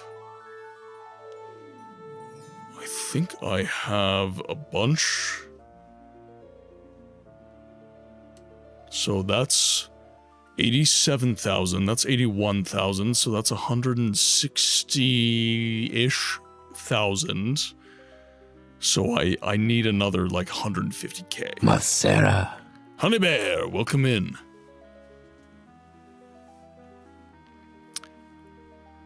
I think you need at least 200,000 at minimum. It's dependent on how much reputation you have with the guild. Gotcha. Well, I'm 93 reputation with the guild, so... Hopefully it's a little bit cheaper. Oh, you feel accomplished today. What'd you get up to? What'd you get up to? I'm going to actually have a little bit of food here. Mrs. Books left me some pasta and I haven't eaten it yet, so...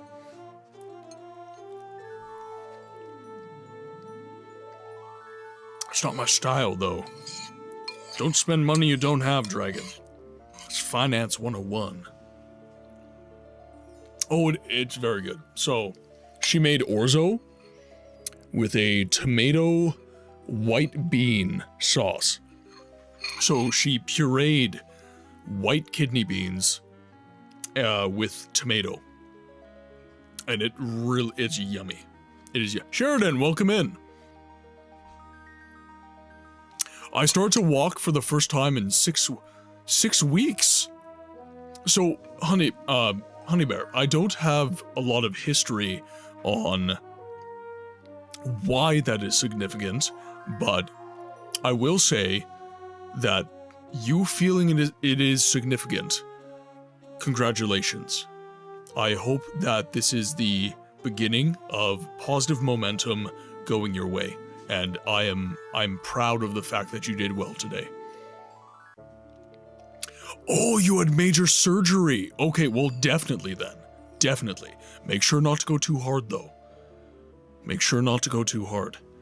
You can re-injure yourself. Make sure to take it easy. But also, the human body is strange. You need to exercise, but at the same time, you need to not exercise too much. It's a balance. Otherwise, you can... 200k reputation times 1k is the specific formula. Reputation times 1k. So I have a reputation of 93. So I would have 93,000. So 200k minus 93,000 is what you're saying.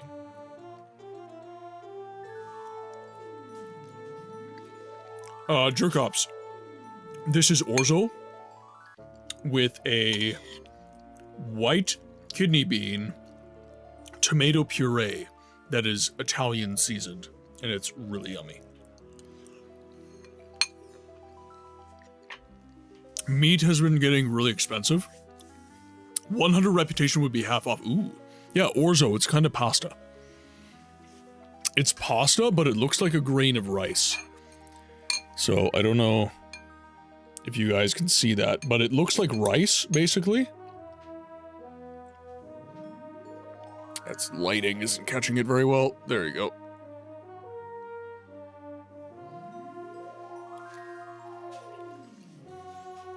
I definitely have enough for that. I definitely do have enough for that. What is some of your favorite things to make? I'm looking for new recipes right now. What are some of your favorite, like, easy, kind of healthy, protein-rich meals? Because I've been really struggling to find foods that I actually want to cook.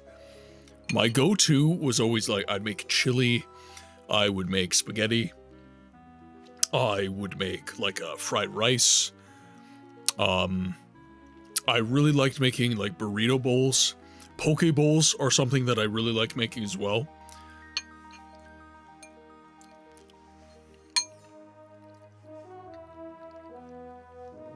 Ooh, some bulldog ramen. Buffalo rice bowl. It's chicken, rice, and buffalo sauce. Ooh. Buffalo seasoning is good shit. It's good shit.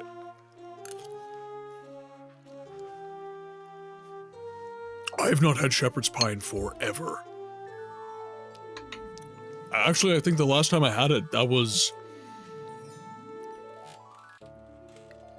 Yeah, that was like 3 months ago. Yeah, it was a while ago. Only one way to find out, Necro. Only one way to find out. My mom and I make homemade chicken Alfredo. Ooh, I miss dairy. I miss dairy so much. I'm finding a lot of very good dairy substitutes though. I think I told this to you guys, but I had a pizza and it had a vegan cheese, like a vegan ricotta. It's made with cashews, apparently, and it was good. It was really good. And having pizza for the first time in like 3 years, that was so nice. It was so nice.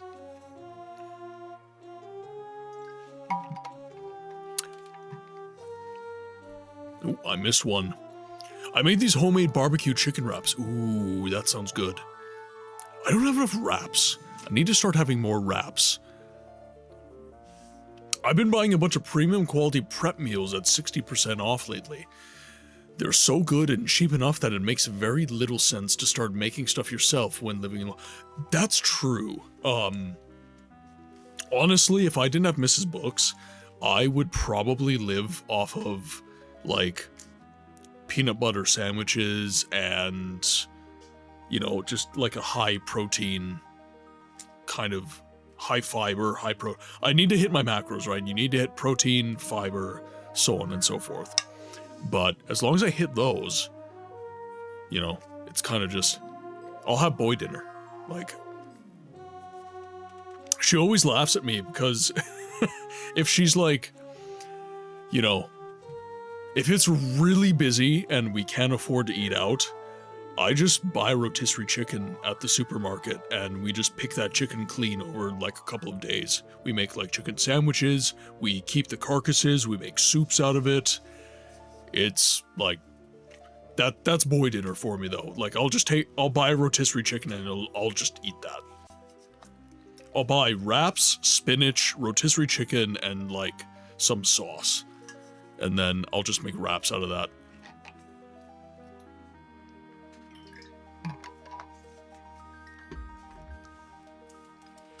Okay, so if I get a letter of credit, oh, of course I eat fish. I love fish. Yeah, fish is great.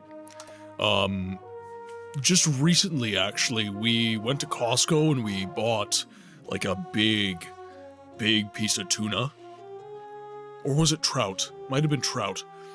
Anyways, we cut it up into portions and then we froze it. We've been eating all of that over the past like many weeks. My recipe is simple but tasty. I fry some chicken and cut it up into cubes and cover that in barbecue sauce. Then I do some lettuce, tomato, and Swiss cheese. It doesn't have a lot in it, but it's really filling. What kind of barbecue sauce? Do you just like get like Kraft barbecue sauce or something, or? Okay, so I do have the money.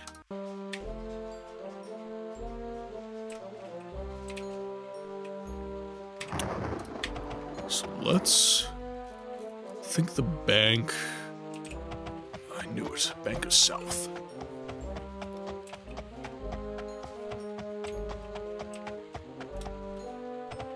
I love eating bluegills and panfish as well as perch, but I like eating walleye too. I need to get I need to have a more diverse, I guess, list of fish that I eat. Normally for me it's salmon, trout, tuna, and then I'll have like cod. I'll have like cod. Some sole. We'll have some sole, but I don't normally like go fishing, for example, so I'm not having like North American fish very often. I'm not having perch and that sort of thing. If I'm fancy, I make my own, but in a pinch, I use something name brand. Gotcha. Oh, sushi is one of my favorite foods, Game Freak. Sushi is one of my favorites. I don't eat a lot of shellfish. I will say that. I don't have shrimp, crab, scallops, lobster. I don't know if I'm allergic, but I just don't feel good after I eat shellfish. I don't know if it's because it's a very fishy, like oceany flavor, but if I have fish, I have no issues. If I have shrimp, so on and so forth, I don't feel terribly well. But then again, the last time I had shrimp, it was probably popcorn shrimp, so honestly that could have just been the fat. It could have just been that it was fried food.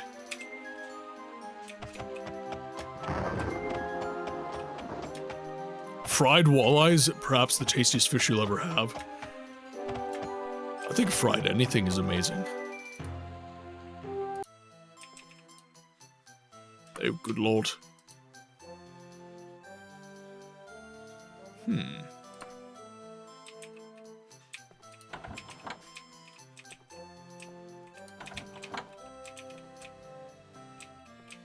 Okay, not much. Nope, nope. Cool. Bank of Sentinel. Ah, there it is. Banking, please. I would like a letter of credit. So allow me to withdraw.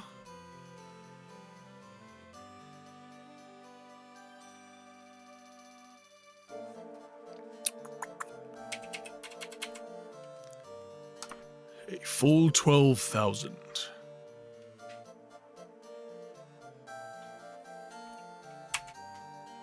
You do not have that much in your account. You need to have a full amount for the letter of credit, plus a 1% fee.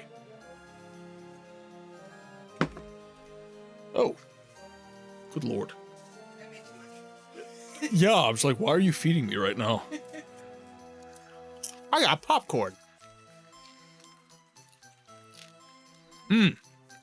Actually, ads will be dropping right away, so I'm gonna take a break as well.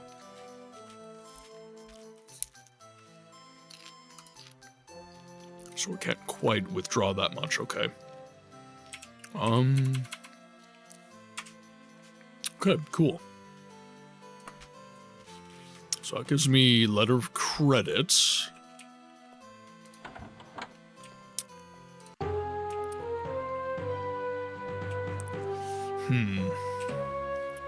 Let's go back to... Oh, shit. See, this is where this is gonna get dicey. So the 5th of first seed is the day. She is like the wind. She shows up, she fucking drops food beside me, and she's gone. Okay. Ads have dropped. I'm gonna take my one break for the stream, so I'm gonna leave you with the clips, and then let's figure out what to do with Hermaeus Mora. I'll see you soon.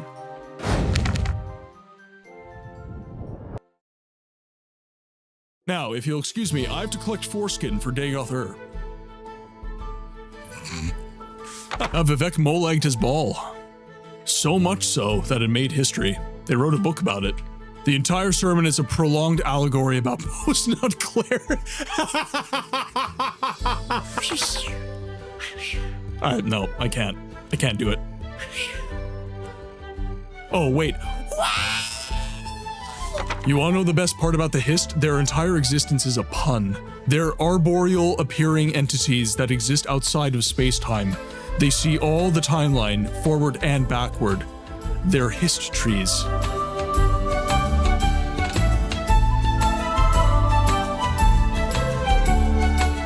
God damn it. You want more? You just saw your buddies get killed, man. Did he grabbed my arrow, guys. 早上好，中国！现在我有冰淇淋，我很喜欢冰淇淋，但是速度与激情9比，冰淇淋速度与激情9，我最喜欢。所以现在是音乐时间，准备1、2、3，2个礼拜以后，速度与激情9x3，不要忘记，不要错，国际的去电影院看速度与激情9，因为非常好，电影动作非常好，差不多一样。冰淇淋再见。 Come at me, scrub lords, I'm ripped. Okay.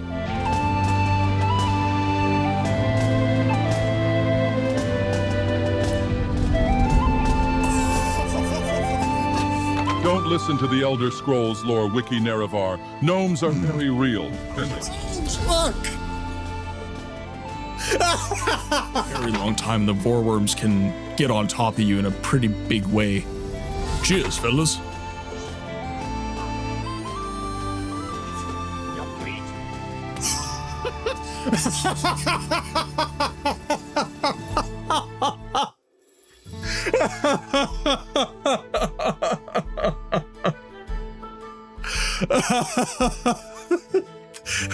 They don't want the smoke.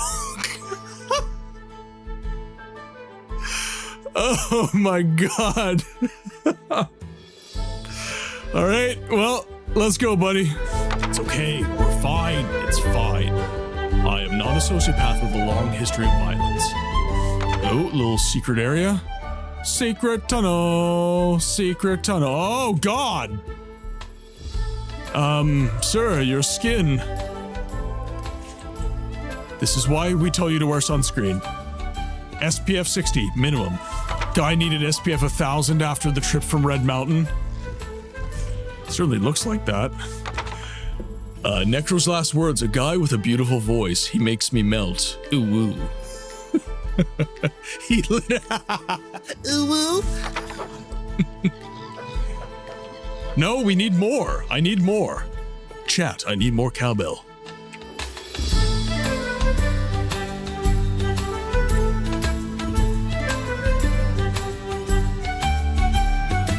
Lead them to Balmora? All right, that's enough of that kind of stuff. The mod author knows this is a complete tone shift, but just felt like it was important for you to hear. Let's get back to sex jokes and fantasy racism. Again? Really? Right? It's good, Sigma. Can you sing?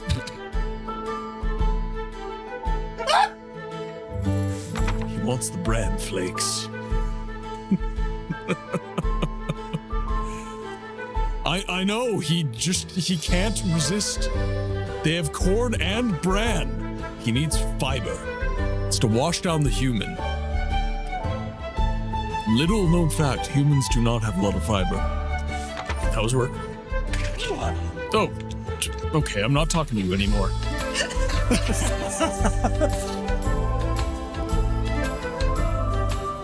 Not my fault.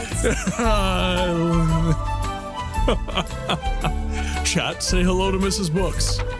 These fuck-ass Nords Nerevar, they're injecting the kids with skooma to change their natural Dunmer skin color.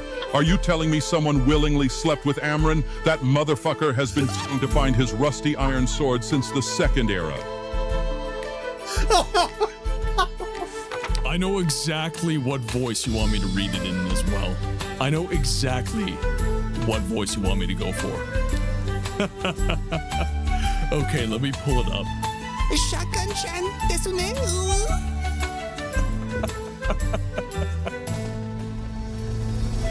Oh, it's terrible. Okay, I think we got it. As long as I don't get gang-banged by the cultists again, I think we'll be okay. No. Why are they humming at me? They're whistling in my ear! This is pretty. I'm gonna stand up here. Hopefully I don't get mobbed.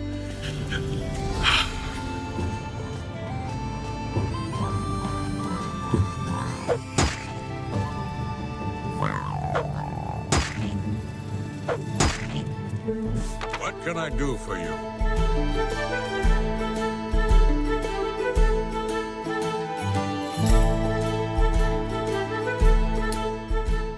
Lord Farquaad, is that you? I should have played an orc. Just name myself Shrek. Can I Actually, let's try that redhead wig. Rumpelstiltskin.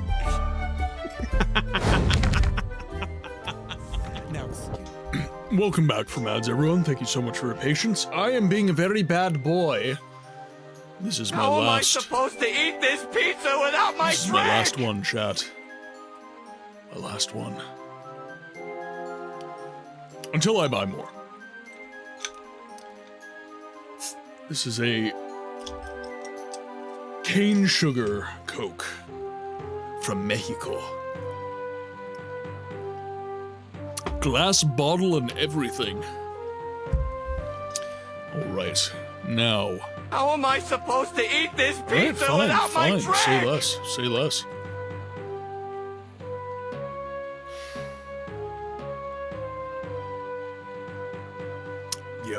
Yep.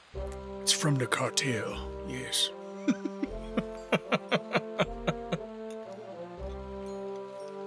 This is so good. This is so good. I have to, like, try not to drink it. This is like an exercise of willpower with these things. Also, I did, Squish recommended that I tried, Sheridan, where are you from? No, like Doxy, just like general. But Squish also told me to get some, mango and pineapple Canada dried ginger ale, and I did get some. Actually, so.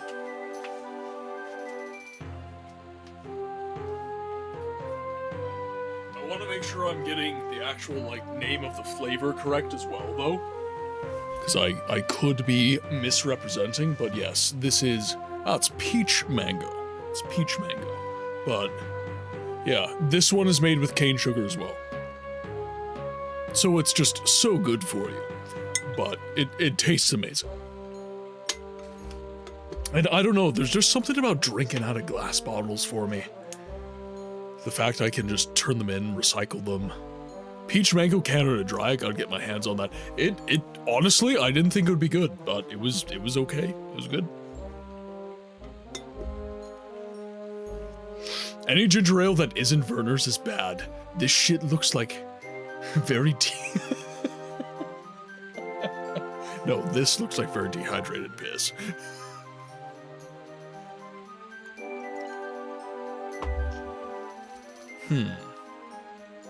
Okay. So I do need to make my way back to Daggerfall in order to grab a letter of credit so that I have enough to buy what I need. So let's go. If your piss looks like cola, you're about to take a dirt nap. I could not agree more.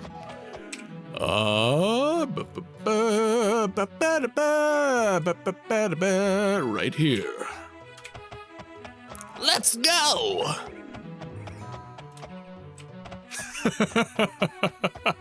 I don't even think this is dehydration. This is desiccation. This is desiccation. If it looks like this, you're just like, you're gone. It's no longer a conversation. It's a foregone conclusion. Okay, so Bank of DAGGERFALL.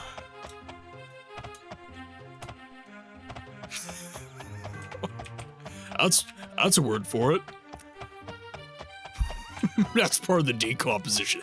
It's a part of the decomposition process. Right, let's grab... Oh, shit. Shit, what time is it? Damn it. Where are we?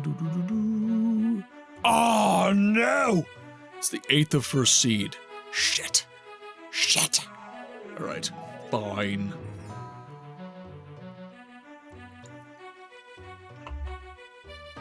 We missed our chance. It was the 5th. Stewie, is that you? Hello, Broccoli. We meet again. Mother says you're good for me, but I'm afraid I'm no good for you.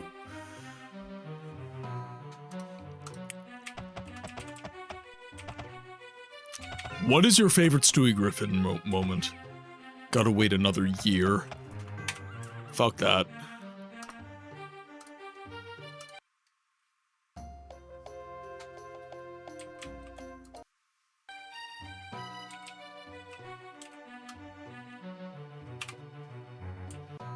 I believe I can fly. I believe I can touch the sky. Your laws of gravity do not limit me.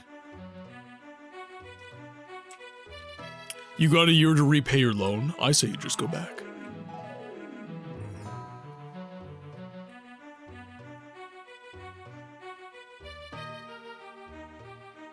All right.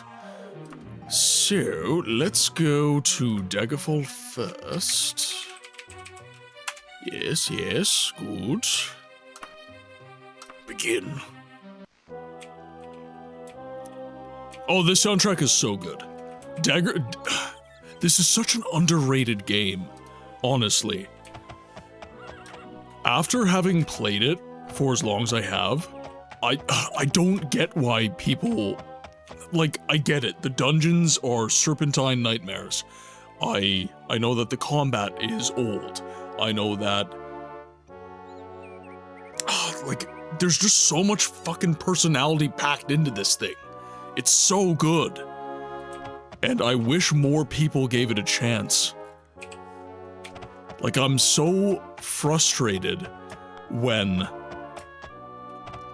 someone's only excuse not to play a game and not to have an experience is it's old, right? Like, can you imagine saying that with anything else? You know, oh, I don't want to play Daggerfall, it's old. Okay, do you want to drive a 1972 Dodge Challenger? Oh yeah, dude, that's dope. Yeah, that's super cool. I'll drive that, yeah, 100%. Like, video games are one of the only things where old equates to bad. Like, books. Old is good, right? History. Cars. Old is good. Simpler times, cooler designs, etc., etc. For some reason, video games are in this weird, like, niche that because it's old, it's bad. And I really, really don't like that. I really, really don't like that. That is an uneducated take.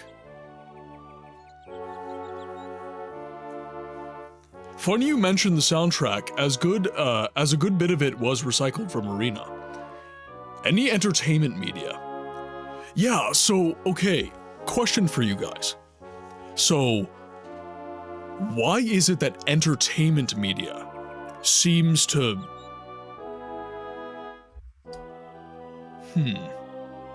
Yes, let's talk about this.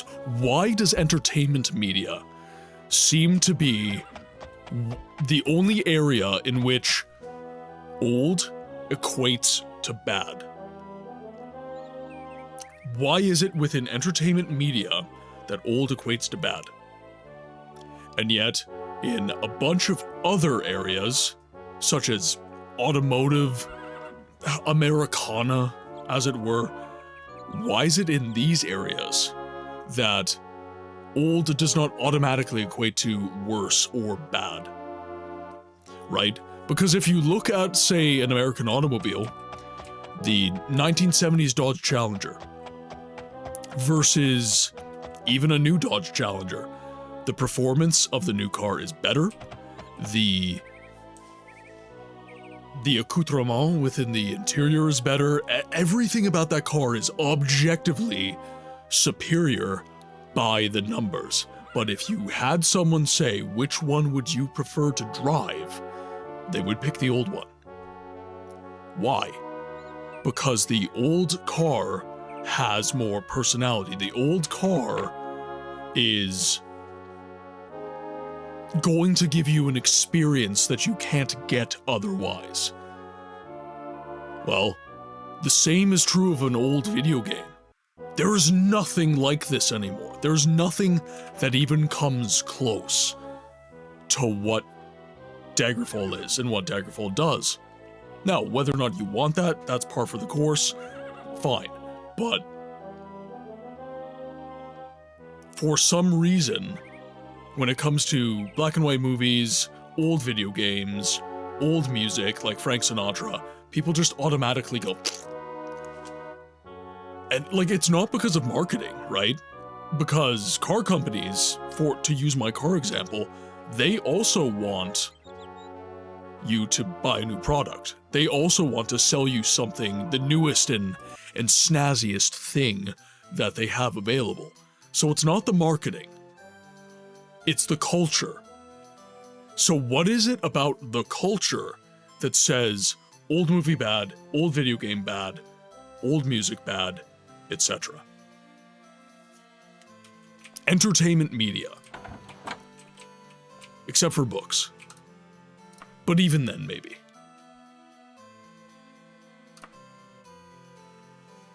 I see a lot of people look down on pixel games because they aren't high-tech, as if graphics is the most important part of a game, which is ridiculous.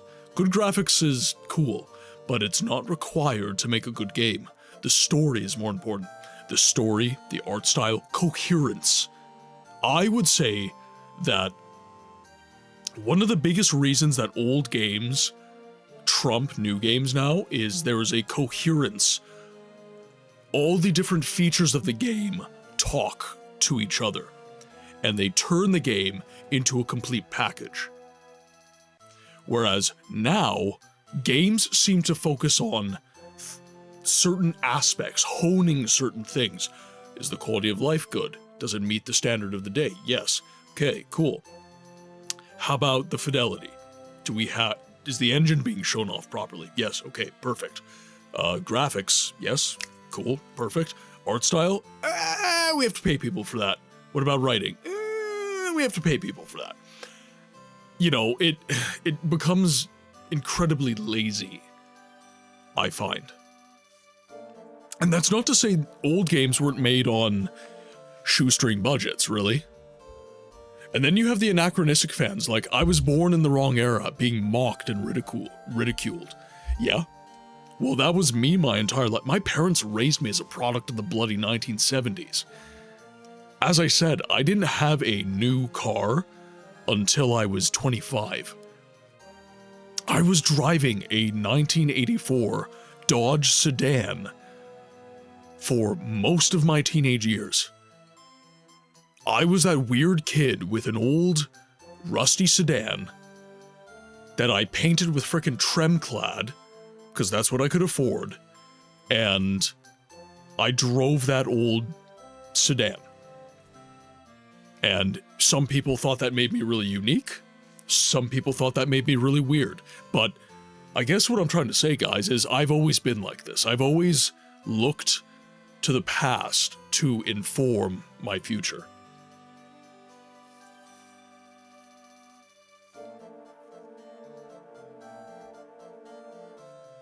Well, and see, here's the thing, right? This is what I think. I think that the reason that people mock enjoyers of old entertainment is that it's not hip. That's it. It's not new. It's not up to date. You know, it is the product of a bygone era. We have evolved past that, is the sense that I get when people would mock me for driving my 1984 sedan as a teenager. You drive that thing, it's so slow and it's not efficient. It runs on carburetors. Why are you driving that? Well, I like the way it looks. I like the way it feels. I like the way the engine sounds. I enjoy it. What's wrong with that? There's nothing wrong with that. But society has this feeling of, it feels good when you are holier than thou. And when you feel as though you have evolved past someone, you will kind of just naturally say that, you know, I'm better than you. I have the newest and fanciest thing and you have an old piece of shit.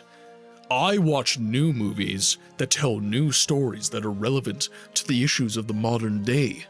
You watch something from the 1940s. How antiquated is your thinking? You know, like, just shit like that. And with video games, right?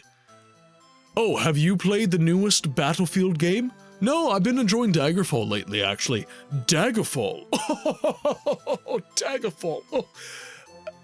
Have you heard of Skyrim? We do have new ones, you know. You know, like, it's very pretentious, and they're ignorant of what these old games have to offer. This whole idea of the question of the day, right? We always have to be looking forward. We can never look back.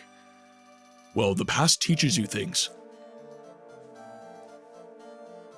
I know more about the games industry and gaming in general, and the development of games and the writing of games as a result of having old games within my portfolio and new ones. I play both. I like new games. I have no problem with new games, but the old games, when everything in the modern day has similar control schemes, similar quality of life, similar graphics, old games are where I go to get a different feeling. This is where I go to really see something different. Because I was just born. I was 1 when this came out. I'd never gotten a chance to play it. But now I do. And now I'm learning. I mean, it kind of ties into the question of the day, because we should learn from our past rather than leave it behind. Also, time is a flat circle. The stories we tell will always be relevant. It's just a matter of how we view them. Absolutely, I'm a trained historian. The past is what helps us learn. Absolutely. Absolutely. Now let me withdraw before I get too ahead of myself here. Let's do, I guess, 86. There.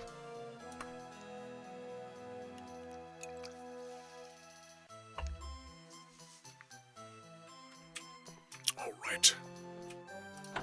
Letter of credit acquired. Oh boy. All right. Then. So that was a good chunk of change. Wayrest is gonna have a lot of money too, but I don't think I have time. I do not think I have time. That might have been a mistake. Shfa! Should have taken a ship. God damn it. Are you saying that I need to read to do shit?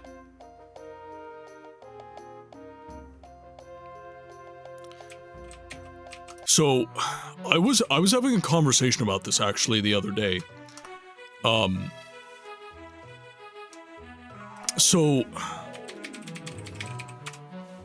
this idea that everything, are you going to be streaming the new Resident Evil game that is coming out next month? Okay. This is something that I feel that I need to inquire of the community for. Resident Evil is one of the most important franchises to me. I adore Resident Evil. And I really want to play 9. I really want to play 9. But who I am as a content creator, I don't really play new titles. Who I am as a content creator is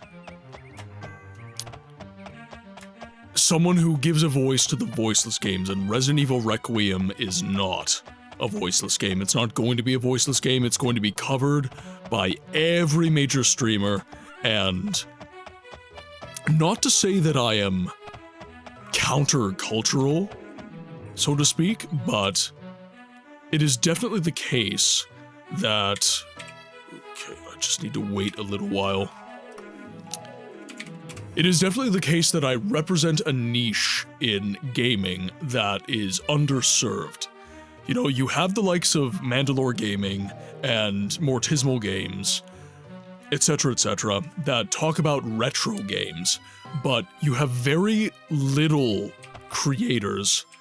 You know, Mandalore does some streaming, but not really.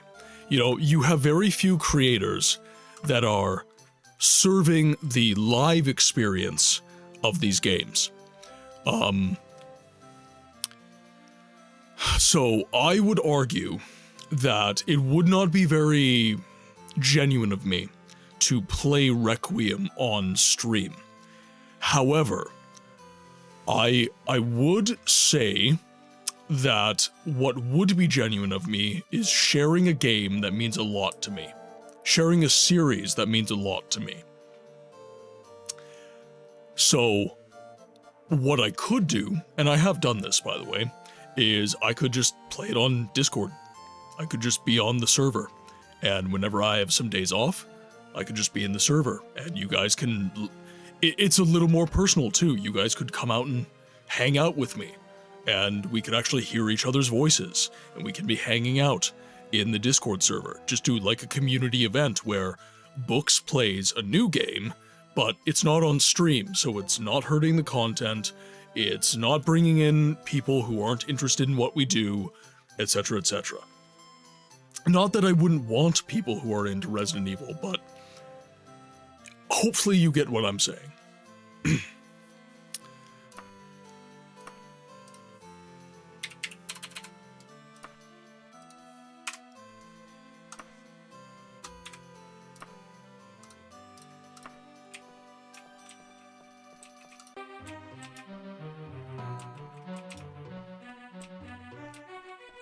Wait, Resident Evil not missed? Not missed? If you want to stream Resident Evil without losing focus, you could play a more forgotten RE title, like RE0 for example, or Code Veronica. Code Veronica would be good. No, and to answer your question, Game Freak, in my personal life, I will 100% be playing Resident Evil 9. 100%. There's a good history quote that sums up my thoughts on this. As gaming history, good and bad, is important. Failing to learn from the past only leads to a history repeating itself. Forgetting the steps that we are coming from. Whether it is a genre's roots, is a step backward rather than learning why such retro games and genres made their mark on history. Hopefully that, absolutely, I've been saying it the whole stream. I've been saying that exact thing the entire stream. It's funny, the chat that I had that prompted the question of the day, I was called silly for bringing up those who do not learn from history are doomed to repeat it. The creator I was speaking to, who I do respect and I have no issues with, they said, well, that's silly because we've had no failures in gaming. And I was like, well, I mean, if you're talking about like commercial failure, then that's wrong. If you're talking about objective failure that changes the world, no, right? Like, no wars have been fought over games, but it is true that we do fail to tell stories. We do fail to have things like Daggerfall, for example, right? It failed its mission to have a living world. You know, there's a huge world with not much in it, and until Daggerfall Unity was made, this game was a bit less interesting than it is now. But it is through seeing that failure and learning from it and wanting to do better than that we achieve greater things.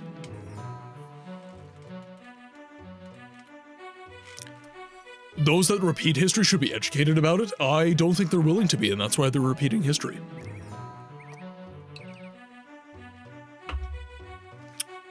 The audacity of this bitch. Banana! Welcome in.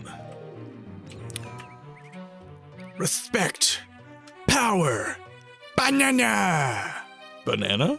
Banana!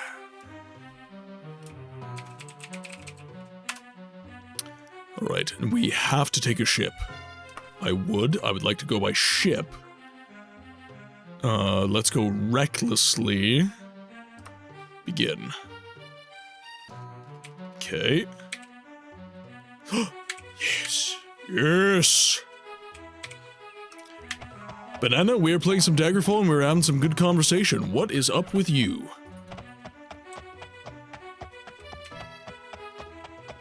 I mean, I might have. Who's to say? Who is to say? Take Kingsfield. Without Kingsfield, you would not have a small indie gem of Lunacid, or the resurgence of Kingsfield-like Kingsfield Morta Vero, or take Daggerfall. Without Daggerfall, you wouldn't get such gems as Dread Delusion.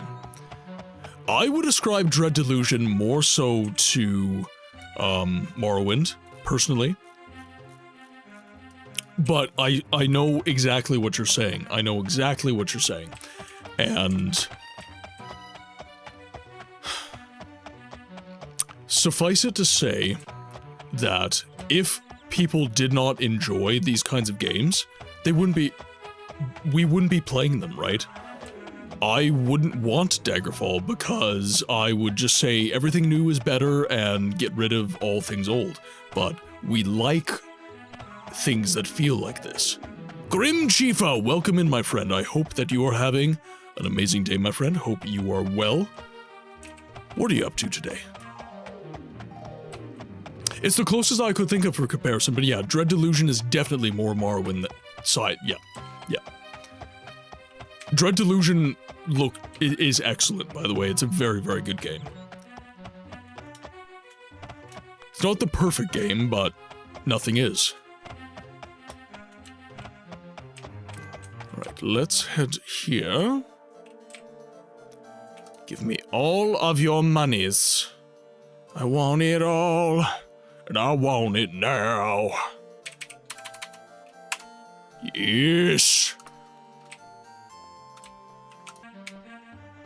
Alright, let's head to the Mages Guild.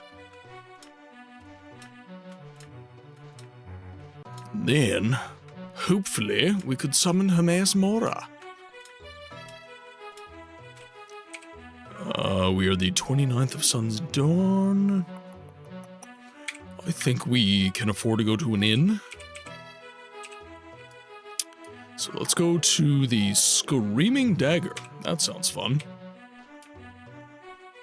Or chat, should I go visit Sweet Gurkha at, I believe, where was, I think the Feather and Priest. I think that's where Gurkha was. Sweet, sweet Gurkha.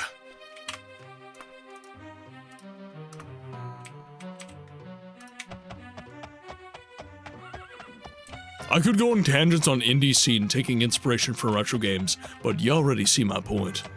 I mean, we like tangents. Tangents are good.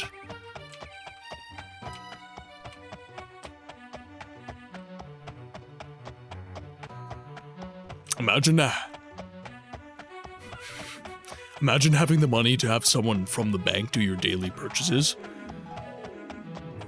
I wonder how Sivars III is doing in the care of his aunt. Now we can turn north. Okay. The economy of Razman, yes.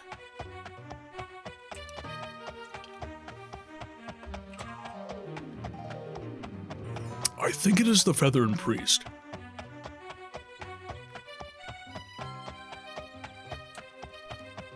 Sivars' Bizarre Adventures, yes. Yes. The Bizarre Adventures of Sivars II.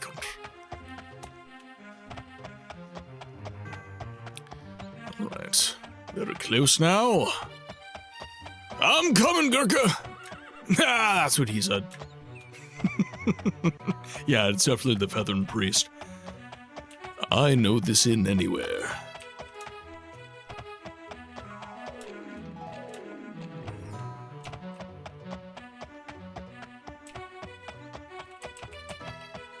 There it is. Okay, now.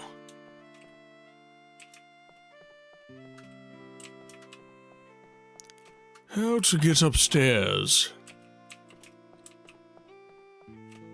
Ah, there it is. Alright. Oh, honey, I'm home.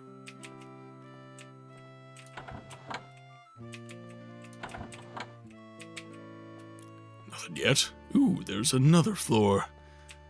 Right.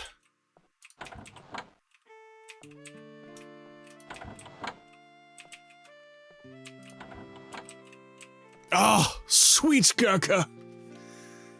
I've missed you. How is Sivars II? Is he keeping up with his studies? Has he launched his first fireball? The Feather and Priest, where Sivars was lain on a down bed and found the gods.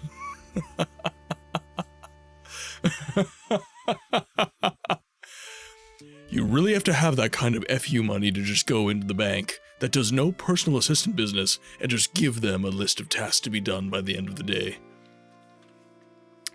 Screw the rules, I have money. She looks very happy to see us. Bye, Frandar, it's you. What is it? Darling, I thought I meant something to you. Alright. Let's go down, buy a room, and we'll see who we end up with, shall we? Is it Gurkha? Or shall we find some other bride? I need a room. A single day.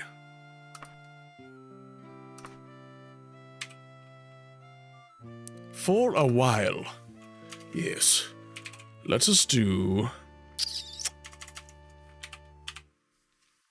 Time is it? It is 1. So 12 hours would take us to 1 in the morning. Plus 6 and 7.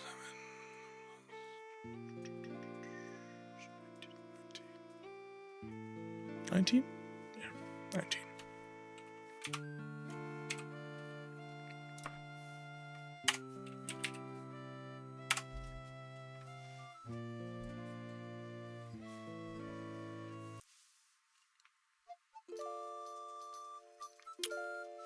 I wake up.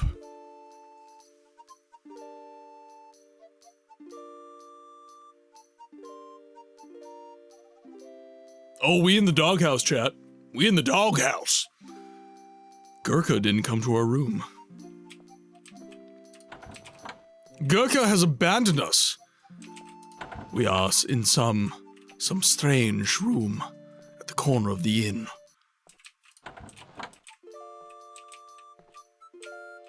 God, we even slept on the first floor. Yep, exactly. It's fine. It's fine. We understand. The silence was deafening.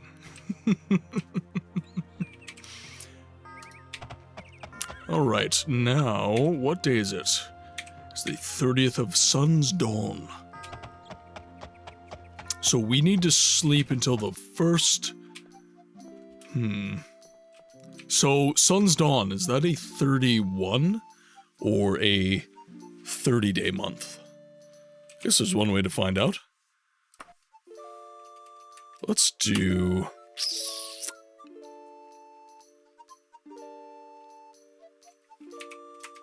just in case.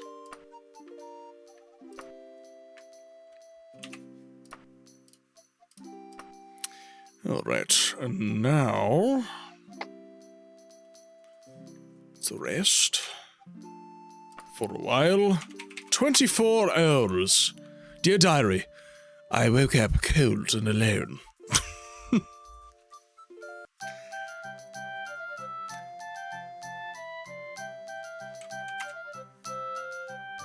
Again.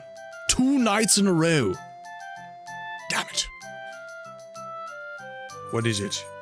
Hi. Would you like to say hello to chat?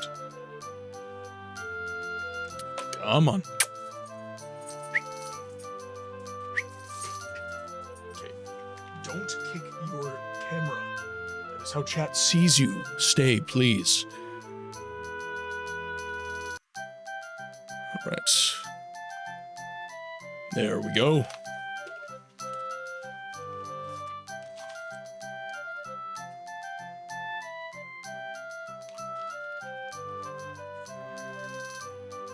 Spin. Light down. Thank you.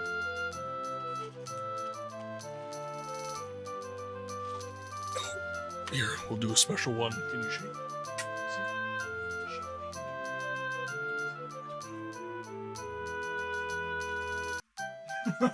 You wait. Can you wave? Wave. Yes, good girl. Good job. Good job. Okay, that's it. You got like 5 out of that one. Okay, so that is the first of first seed.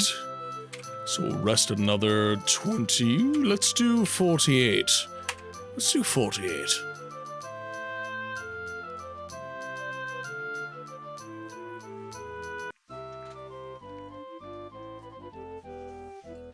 Were those good? Was that good snacks? Mm-hmm. Did you enjoy your snacks? Eh? I just found out a perfect way to battle a kingdom's population crisis. Just start a school of bardic studies next to a monastery to a god of fertility. Ayo. That is some Zevran energy right there. If you know, you know.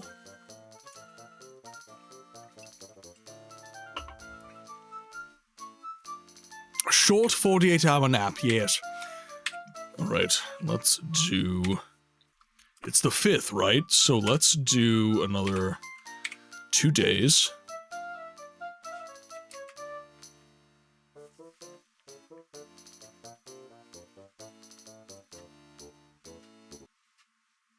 Music is a vibe. Alright, and now let's see if we can summon Hermaeus Mora. Because it'll be the 5th now. Alright, to the Mages Guild. Yes, so hello, long. I'm very sorry to bother you, but do you mind saving your damn game? Hermamora. The Hermamora. Beep, beep, beep, beep, beep. Ah, there.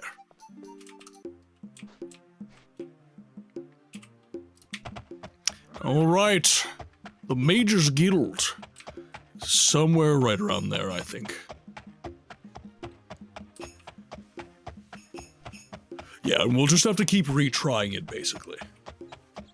Yeah, because it's gonna be like 200. Not to be confused with Mommy Mora.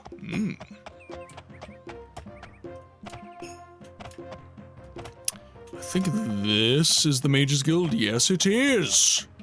Yes. Alright, now where's the summoning guy? The summoning dude.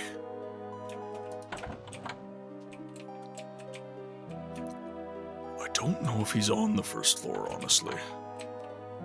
Nope. Nope.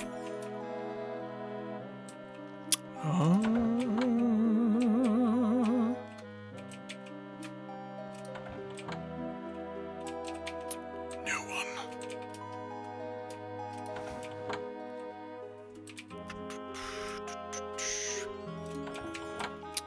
Nope. Still nothing. There better be a summoning guy here or I'm gonna flip my shit. It's gotta be around here. Nope, not you. Oh, shit. Ah, there you are, Farcham. My good chap. Let us summon some Daedra. Today is Turdas, the 5th of First Seed, the day of summoning for Hermaeus Mora. Do you, Cyvarus II, wish to risk your life and very soul by summoning Hermaeus Mora into our mundane world? Why, of course, good chap. Cyvarus II, the cost for me to attempt a summoning of Hermaeus Mora is 173,000 gold. You do not have enough. Shit! How much gold do I have? How much gold do I have?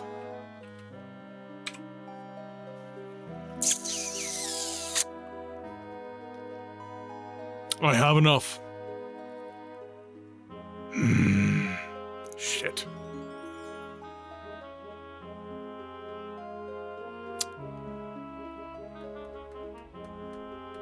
What to do? What to do? Because Wayrest I have enough. Wayrest Bank. I have enough.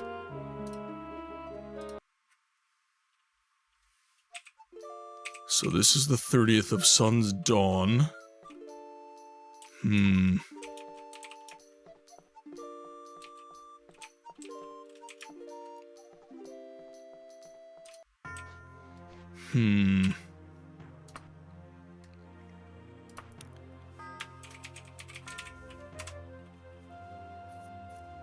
can I make my way to Wayrest in time? By ship, with inns, 8 days. Shit. And I've only got 6 days. So I don't think we can do it. Yeah, you know what? Let's do a loan. Let's do a loan.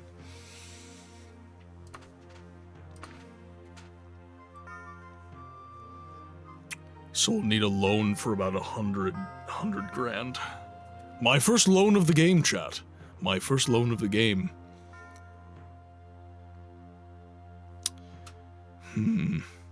Okay, chat, Dragon just recommended that I teleport. Do I teleport to Wayrest? Or do I, get a loan?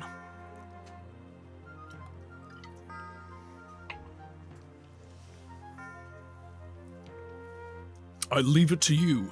I leave it to you. Am I allowed to TP? Or... I'm assuming there's a console command for that.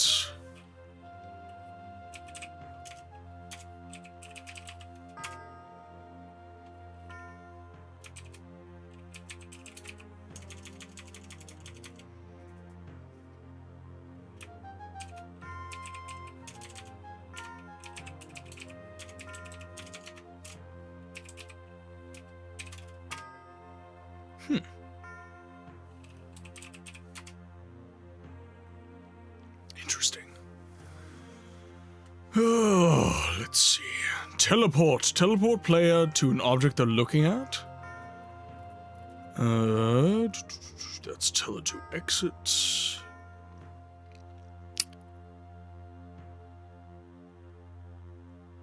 Ask the blue Merlin. Oh! So it's not. Oh, okay. Yeah, yep. I got what you're saying. I got what you're saying. To the blue Merlin, man. Yeah, because if I go to Wayrest, then I don't need a loan. Good idea. Exemplary.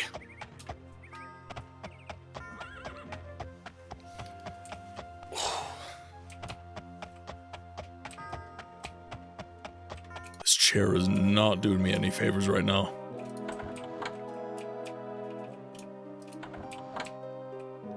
Hello, teleportation, please. Let's go to Wayrest.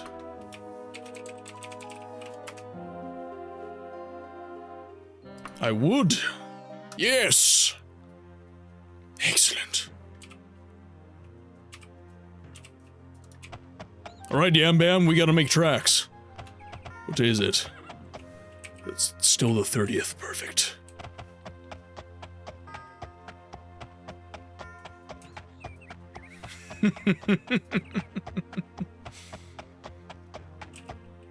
Cybarus is stingy. Bank of Wayrest. Whoop. Bloop. Bloop. Okay.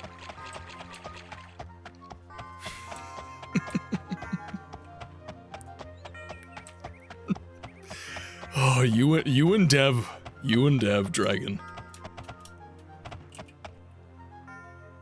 Okay, very close. Just gotta get a letter of credit. And we're off to the races.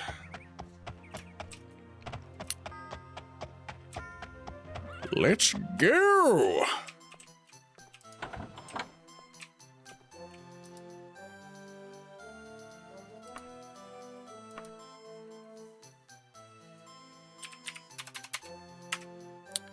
Perfect.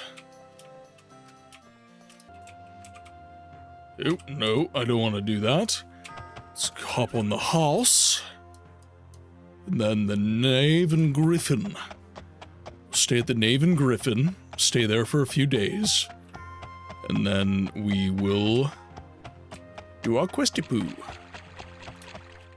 Save for her Memora. let's do this. Yes. Yes. Yeah, we have the Mages Guild. I'm thinking Martin needs to install this so Savars can have...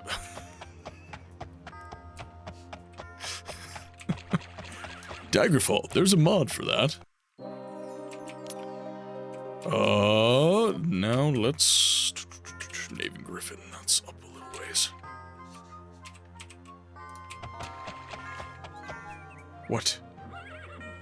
Come here. Oh.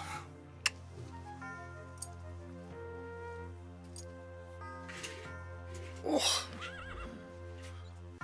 Yeah, you want to hang out? You just want to be closer to the treats. That's what you want. You just want to be closer to your treats.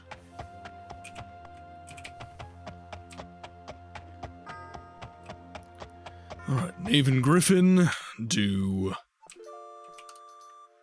Oh, let's see.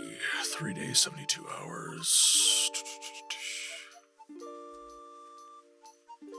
What? Now you want to go upstairs? Alright, alright. Okay.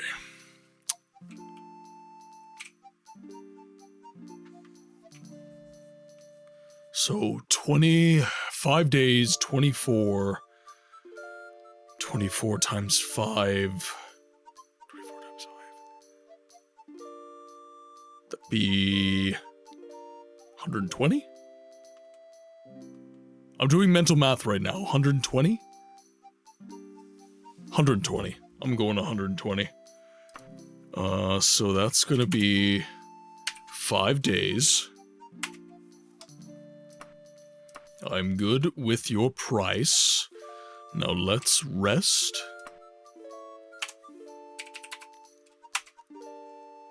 Uh, 99. There's a limit of 99. Is that metric time or imperial time? Imperial. Never underestimate the power of the Empire. Okay, I guess we will do 99 hours.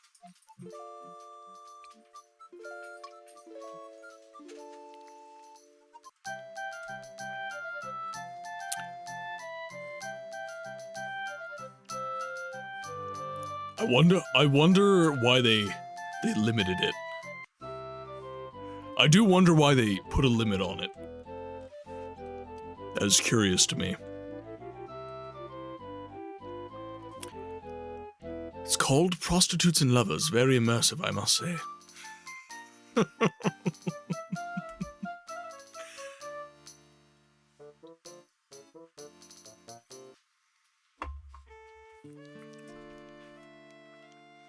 Does Dev have intimate experience with that mod?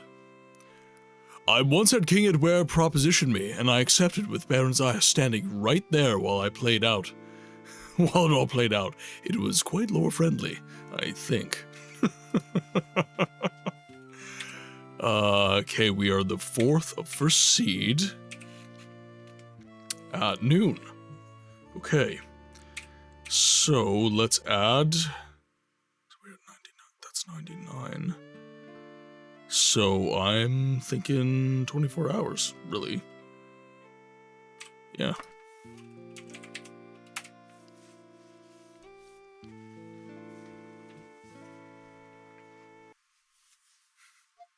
They wrote whole books about it.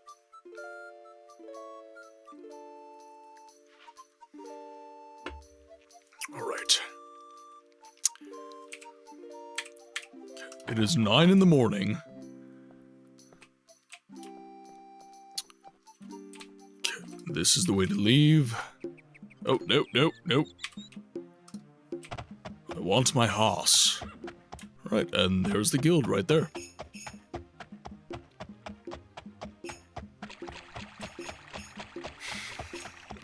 900! My God.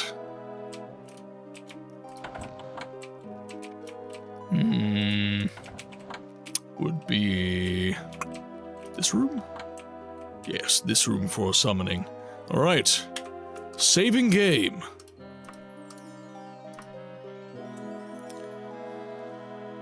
I would. Power, yes, is an elusive but eloquent prosecution. One of my minions possesses an ancient tome called the Ogma Infinium, which bequeaths great power to those who read its pages. If you exterminate certain scrofulous patrician who has aroused my displeasure, I will arrange a meeting between you and the book. Is this agreeable?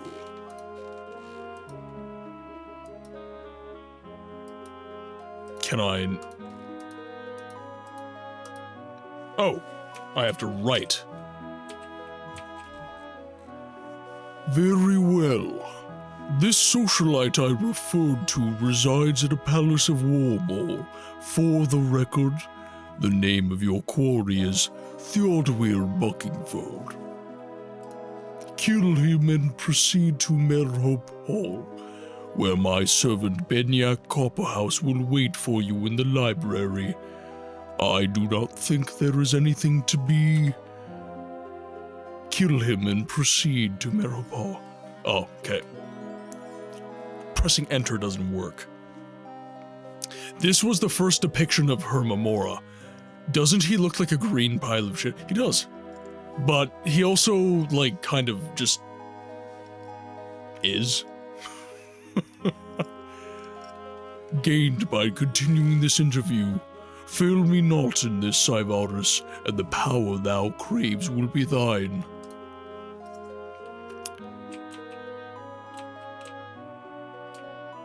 With flecks of corn.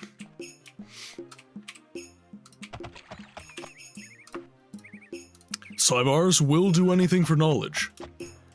And let's be real, chat. First crack, I summoned Hermamora, so I will call that a win.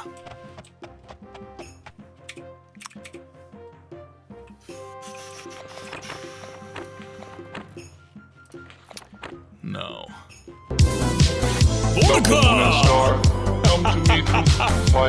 Welcome in, Raiders. Professor Boondoggle. We have ads in about 2 minutes. Tilvani Raid. House Tilvani. I'm more of a House Induril man myself. Thank you for the shout out, Neko. Thank you for the shout out. I'm a god. Playing some more Morrowind. How can you kill a I haven't seen you play Morrowind in a while. It's been one of intoxicating innocence. I'm a god. Pegleg, welcome in. How can you kill a god? Shame on you, sweet Zerabar.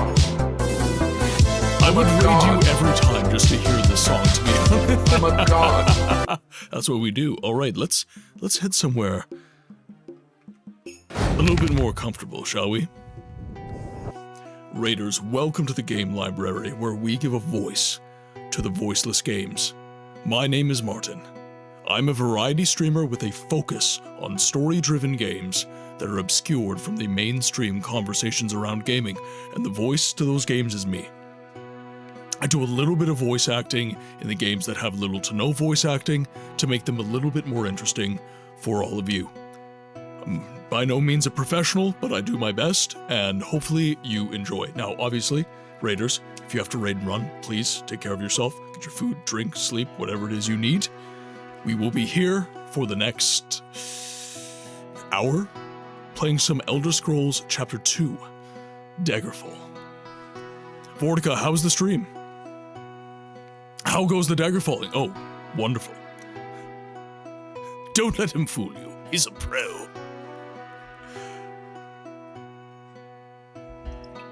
Raiders from Morrowind, Banana. Raiders from Morrowind. I've really been enjoying this. And yeah, it's expensive. It's like $10 for 4, but this is like cane sugar Coke from Mexico. And I've been really enjoying this. Raiders, what is your favorite drink? What is your favorite beverage? It was great. A couple of glitchy things happened with the mods, but otherwise wonderful.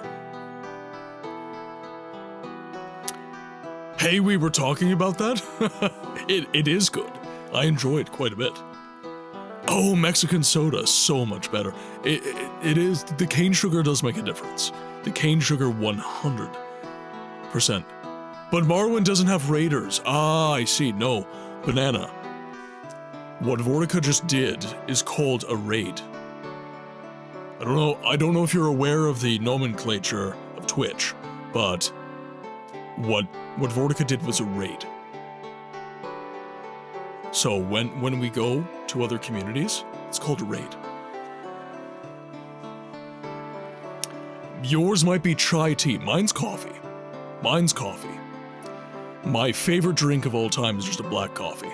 Good black coffee. I think the ads are done now, so shall we get into some more Daggerfall? I think yes. So, Raiders. We have just acquired a quest from the Daedric Lord, Hermaeus Mora. So the way that you acquire Daedric quests within Daggerfall is you actually have to summon them through the Mages Guild. You pay a fee, and then you summon the Daedric Lord, and then, if it so fits them, they will give you a quest. And Hermaeus Mora did give us a quest. Someone has displeased him, and he's asked that we kill that individual. So, we're going to do it, because the RP of our character, Cybars II, is that he is a scholarly mage that seeks to acquire knowledge, and will do so at any cost. So he will kill for knowledge. He will kill for knowledge. So, that's what we're going to do. We're going to find this Theodwir Buckingford, and we shall slay him. But we do need to keep a mind out for the timeline of the main quest, because there's an individual who is headed to meet us in Sharton, within the province of Daggerfall. So we do need to make sure that we are mindful of that, and we will meet them as well. Depends, for soda, Orange Crush, Squirt, wish. Squirt. Or Cactus Cooler. Alright, well, I'm gonna have to share this with everyone. This is part of my gift. Mrs. Bugs got me a bunch of stickers. B-Tech, welcome in. So, I love Avatar The Last Airbender. It's one of my favorite shows.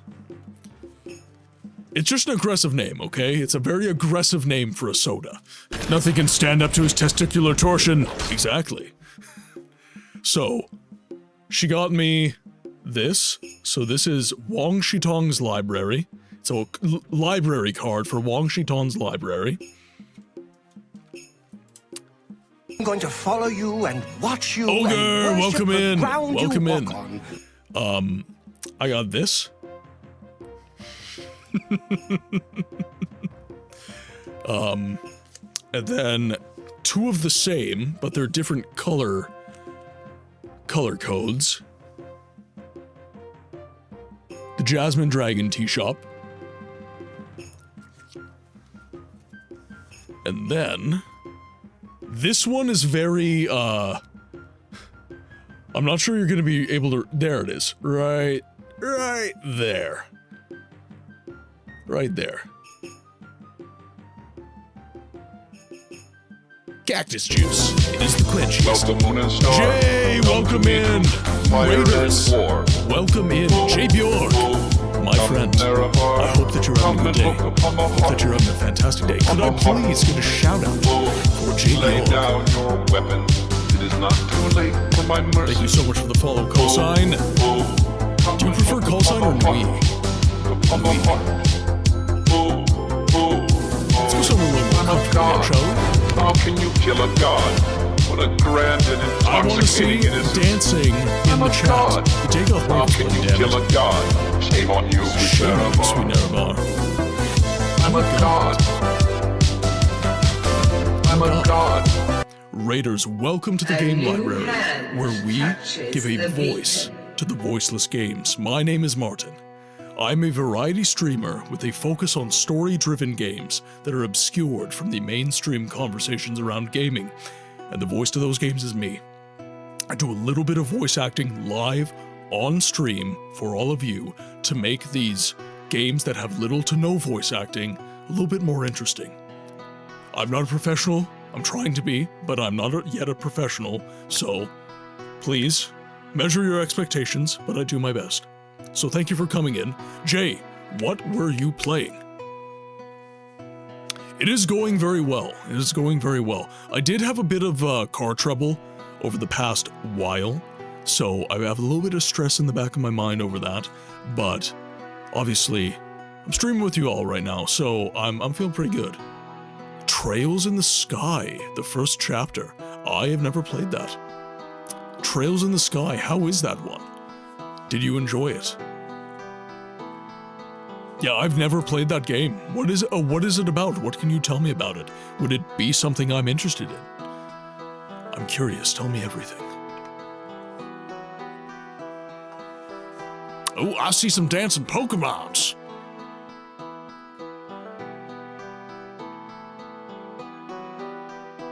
Yeah, Squirt is an old lemon soda that's, I'm not even sure even still exists. Yes, Dragon keeps telling me of this antiquated drink called Avernus. I'm not sure it's real. But he says he's going to illicitly send me some via mail.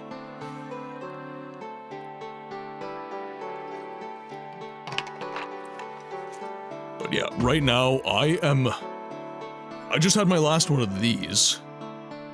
I allow myself to enjoy one per day because they're not very good for you. So I've been enjoying one per day and not buying anymore. And then I also got convinced to purchase this, which is Peach Mango Canada Dry Ginger Ale made with cane sugar. And I had my first bottle of this 2 days ago, and it's good. I'm not offended by it. Yeah, it's good. It is good. To answer the question of the day, I think you can look to the past for inspiration, but you do not need to be able to. You do need to be able to innovate on it and not just direct copy all the systems inspiring you from it. So, I would ask this. If it ain't broke, don't fix it. Right? If there is something that is If there is something that's been created that is good, then I would argue that you don't necessarily need to change the system, right? Look at remasters. A good remaster is apples to apples. It just upgrades the fidelity. That's all it does. So, I think there's roles for each of these things that we're talking about, honestly. But the question of the day was prompted by a conversation I had in someone else's chat. This person was a game developer, so they're very business-minded, and their perspective was, in the business of creating video games, you must always be looking forward. You cannot afford to look back. Because the business, you'll just fall behind. You will just be left behind. And I fundamentally disagree with that, because if you want to innovate, you need to know what has been done. And we were just talking about the Elder Scrolls, and actually I'll pop back into Daggerfall. So we were talking about Daggerfall and how it falls into this. And I argued that pretty much everybody at Bethesda right now hasn't had a hand in creating any of the old Elder Scrolls entries. Everybody in Bethesda right now that I know of, other than Todd Howard, is Skyrim or newer. So, what I would say to that is, if the people in the studio were genuinely earnest about wanting to reflect the Elder Scrolls in the most authentic light that it possibly can be, I would go back to Daggerfall, I would go back to Morrowind, I would go back to Oblivion, I would go back, hell, to Redguard, and Battlespire, and all of these games that formed the Elder Scrolls, because everybody who had a hand in creating this world has frankly left Bethesda. Todd Howard's pretty much the only one left, and he's got his head in the clouds thinking of how he can sell Skyrim and make it into a Netflix series so he can make a bunch of money. That, like, honestly, that's what I think Bethesda is concerned with these days. I think Bethesda is more concerned with franchise than it is with legacy. So, what do I mean by, because it sounds like it's the same thing, right?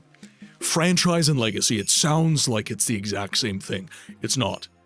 When you are franchise-minded, you sell your IP, you get it turned into a bunch of different things, and you don't care about the quality. Perfect example, Star Wars. George Lucas sold. Kathleen Kennedy and J.J. Abrams and the powers that be, they all grabbed Star Wars, they retconned the EU, they brought in whatever new stories that they felt like, which, you know, feel about that however you will, but no, I honestly, I do feel this. No respect was paid to the past. They were in forward motion. They were looking only to the future of franchise. They were franchise-minded people. Now, in juxtaposition to that, you have legacy-minded people. Those are the people that look back and then move forward. Those are the people that look at what has been done, and then they move forward. And I think that is very much something that is a fear that a lot of fans have in modern games. And that is why I think if you're going to create anything, you must have a mind to the past as well as the present, as well as the future. You have to think about it all. It's a complete package. We do not get to exempt ourselves from the consequence of the past, the realities of the present, and the hopes of the future. These are all realities that we have to deal with. What do I think of an MMORPG? I have never encountered... Well, okay. I enjoy the ones that allow me to single play, and if they don't allow me to single play, I don't enjoy them. I like the option of multiplayer. I don't like it when things in the game are locked behind multiplayer. I don't like that. Speaking of remasters, that's what the Trails of the Sky is all about. They've remastered it so it uses their newer systems, but still capturing the core of the OG series. It's a JRPG. One of my favorite series. You're teenagers joining basically like a combination of Adventures Guild and like a neighborhood watch organization. Okay. It's a great series, first in the Legend of Heroes series. Legend of Heroes series. Okay, I'll write that down. I will check that out.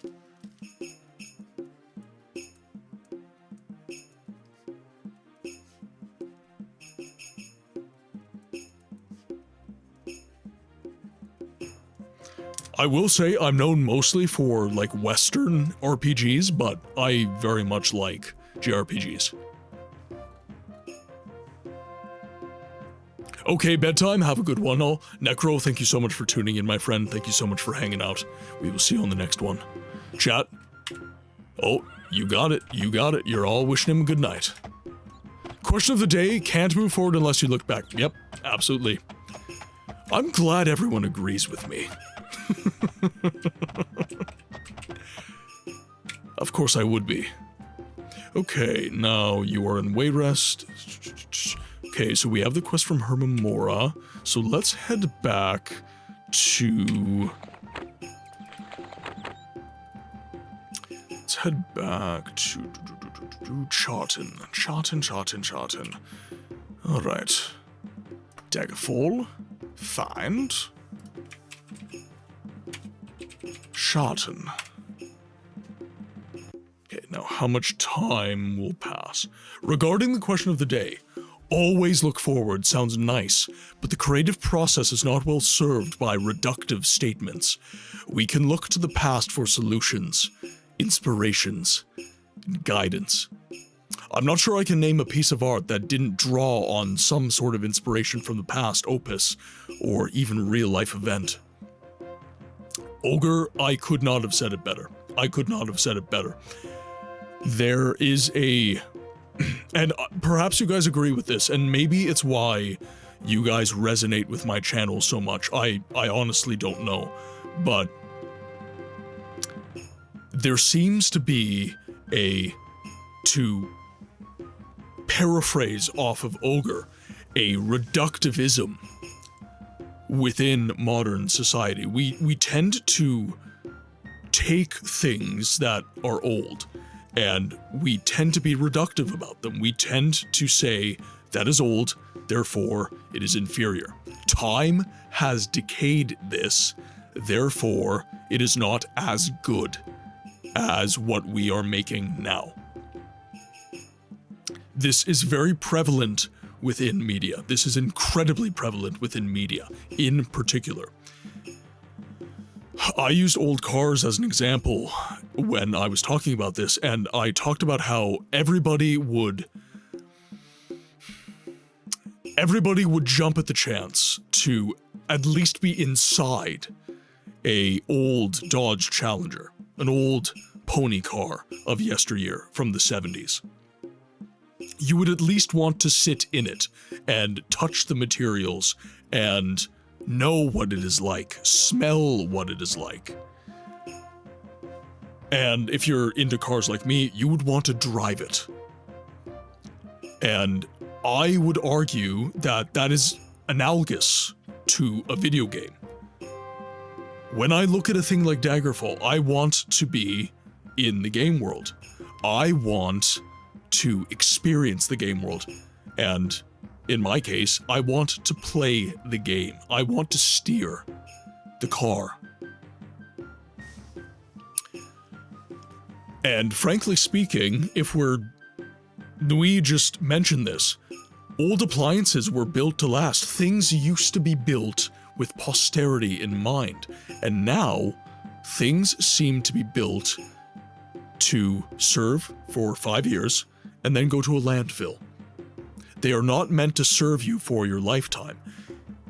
Many of these games, many of the gameplay loops, it is not meant to give you 40 hours of enjoyment and then you move on.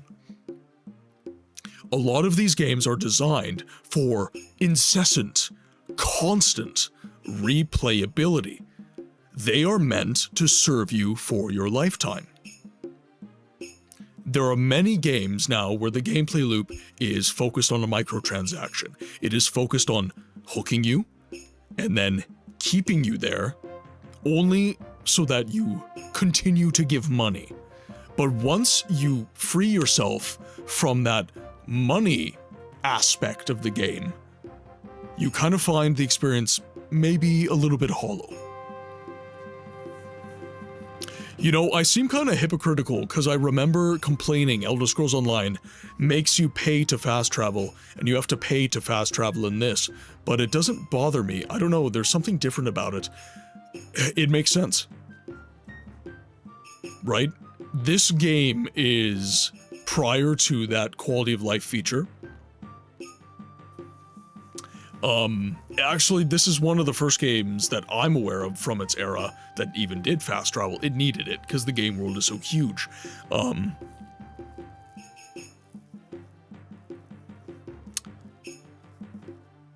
I think the reason it doesn't bother you in Daggerfall that you have to pay to fast travel is because there's a weight to that decision.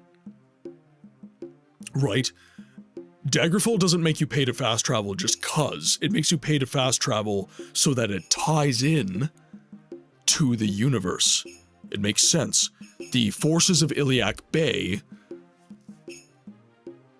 they're magisterial lords, right?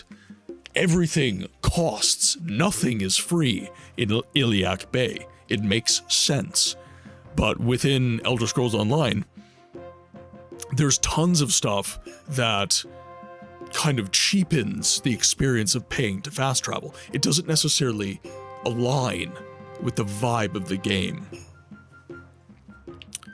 ESO paying for fast travel is completely optional though. They added these little teleport markers and you are free to go.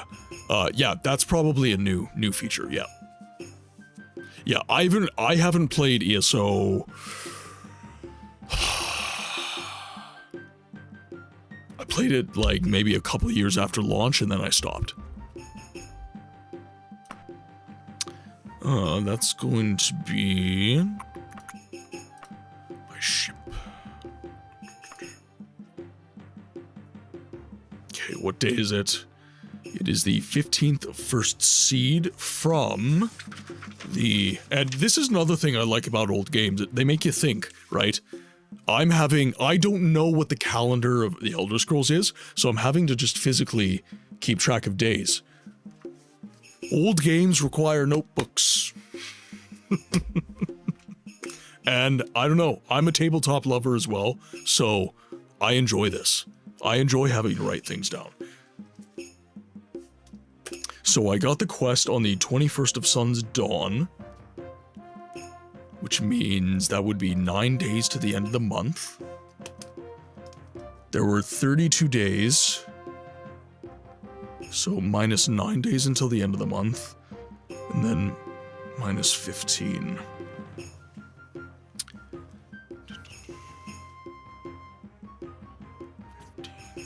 Just doing some long subtraction, guys, one sec.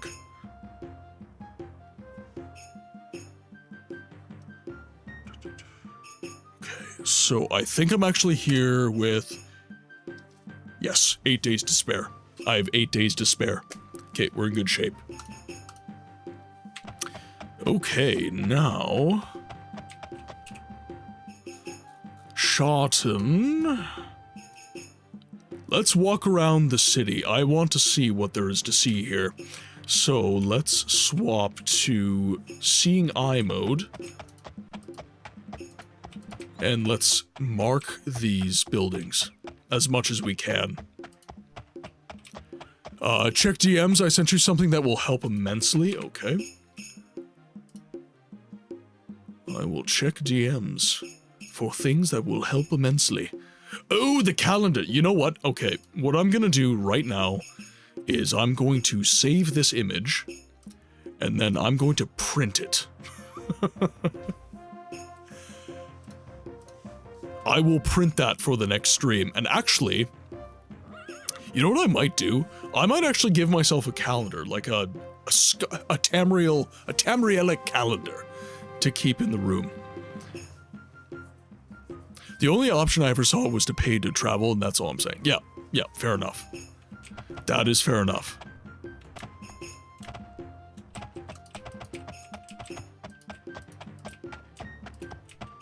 Shawton Library. Okay, we have a library. Good, good.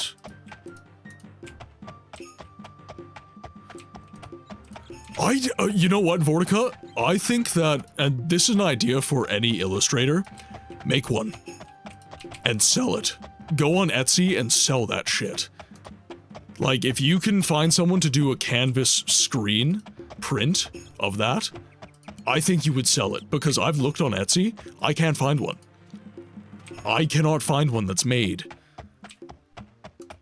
I don't know if I'm just looking in the wrong spots, but I think a Tamrielic calendar would be absolutely incredible. I think many fans of the Elder Scrolls would be willing to buy something like that. Even just sell the art, right? Because if you sell me the art, I could just find someone to do a canvas print. My print of the Bower Lake Tomb Seal from Fable 2, right here. I just ripped the image off. I was playing the game, and I had it on my monitor here. I just screen capped it off my capture card, and then I sent it to the printers. Done. Yeah, absolutely, Vortica. Here, free money-making ideas. Make money. Make money, damn you. We've reached Vortica Good Books collab. Yes. Yes.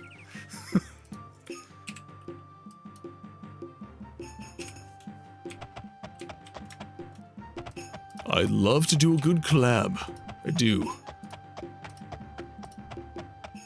And this is one of the things I love about Twitch, is there's so many great creators that want to see each other win. You know, I grew up in a world where everybody was in competition, you know. Everybody was fighting for promotions, everybody was, you know, stepping over the other person to succeed. And I don't like living in a world like that. I want to live in a world where everybody fights for the other.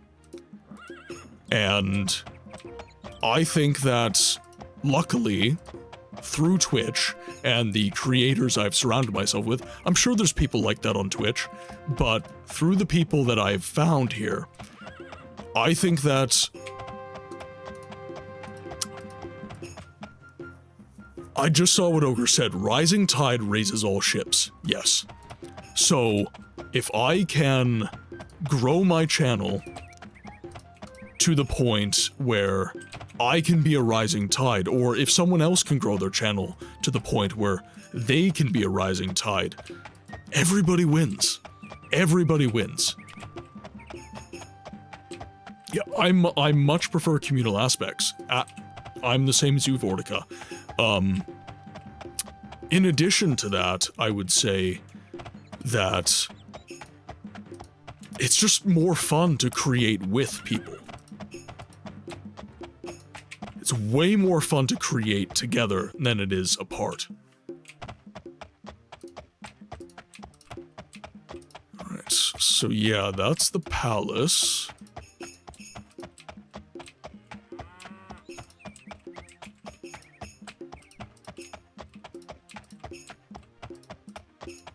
And I've seen your art, Vortica.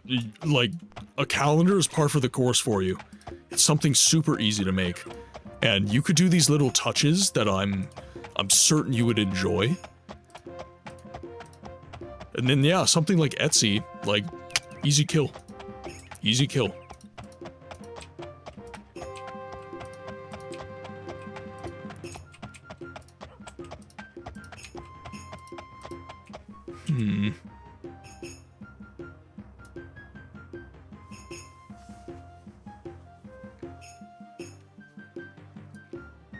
That's a house for sale, okay. Okay, so we have some guilds coming up.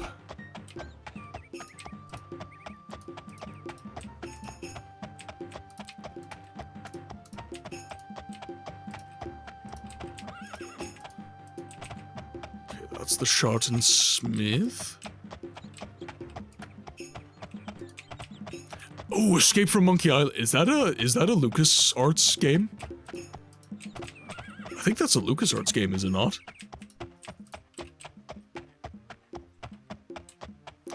So, here's the thing, right? Lack of competition creates stagnation. Writ large, I would concur with this, but I think that there's a competitive instinct that is healthy. I think that if creators challenge each other to make things and to better their skills, you know, people would call it jealousy, but when I see another creator do well at something that I've tried to do, right, there's a twinge of jealousy there. There is. And to say there isn't would be disingenuous, it would be a lie. But I think that you can do two things with that jealousy, right? You can choose to do something healthy with it and grow from the fact that someone bested you, or you can choose to fester and be upset at your lot in life. And I think that the latter is much better. I prefer, you know, I have lots of people in the community that say, hey, I was on Casting Call Club. I saw that there was a role up for grabs. I am going to be auditioning for this role. I think you should audition for it as well. So, someone literally said to me, I'm auditioning for this. I want you to audition for it too. We are in competition. I am competing with that individual for a role, a paid role. But through that audition, through that endeavor, we are both going to get a little bit better.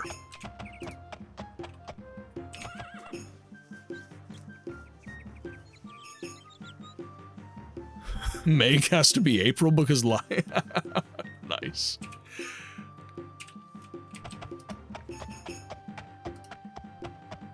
But I think a lot of people have this unhealthy idea around competition. They have this idea that competition is not a cooperative. It is something where either I win and you lose, or you lose and, or sorry, I win and you lose, or I lose and you win. And that is it's a very shitty way to think of things. There's enough bread out in the world that everybody can eat. So, I like competition as a creative endeavor, but not as a negative one. So there's another branch of the Bank of Daggerfall. And then we've got Alabaster's Jewelers. Alright, so that is everywhere in the area. Ooh, no, I got one more down here. And perhaps you guys agree, or disagree. Perhaps you guys think that there is no such thing as cooperative competition, right? Competition requires victory and loss. But I think that, again, to use my voice acting example, I'm competing with comrades for the same role, but through that endeavor, we both grow.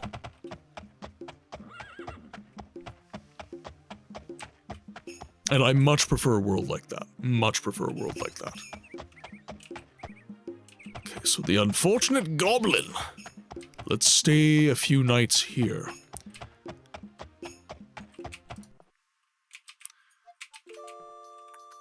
So, I have 8 days left. It is the 15th.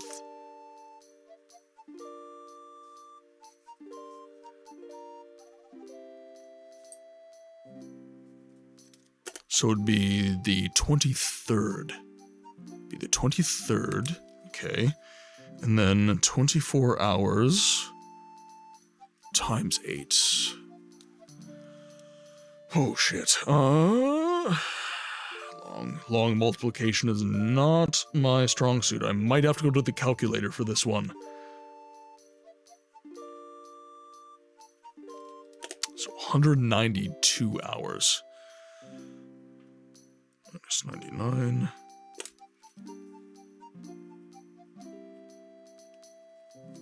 So 99 and 93. Okay. I'm getting a lot better at doing math as a result of being a plumber, I will say that much. Doing mental math, because you're journeyman, he doesn't want you getting out your... I've had... On multiple occasions, I've had my journeyman, he gives me a measurement, and we deal with fractions a lot, right? Because we're dealing with fractional measurements of length. So, normally it'll be like, okay, I need 62 and an eighth out of a, 99 and 3/4 length of copper pipe. So then I have to go, okay, what is that? And then cut it and have it be right. And they'll word it to me specifically like that because they want, like, the small length that requires me to do the math. So they make me do the math. And they're never, like, mean about it either. Like, it's... Oh, whoops. There we go. I need a room for 8 days. Yes, please. Goodbye. Let's rest for a while. 99 hours.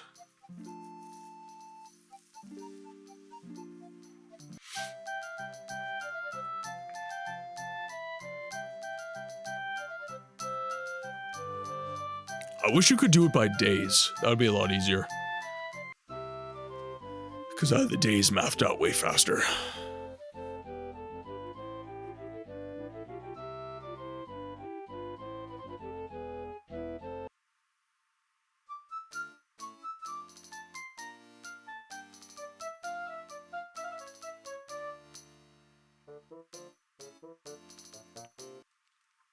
Oh, are you, Jay, are you emulating that JRPG? I imagine that the physical copy is very expensive. I'm set up to actually stream physical copies of games.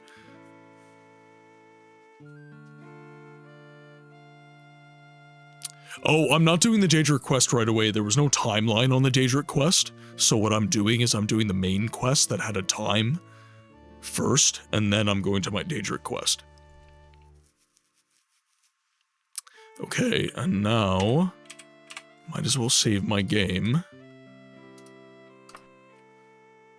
And we will go for another 93 hours.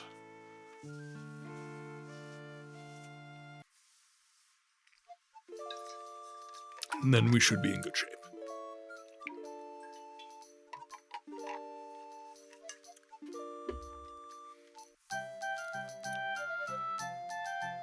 I wish it counted down faster as well. Now that I've done this a couple times, it's like, ugh, watching paint dry.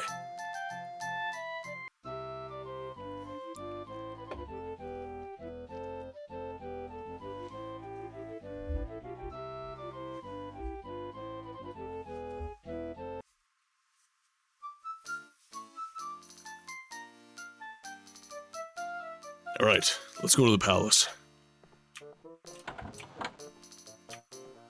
I believe, yep, there's the first floor. So this, yep, that's the exit to Sharton.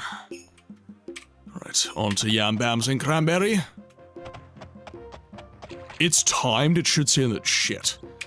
Oh no. Oh no. I have 38 days. Oh dear. Alright.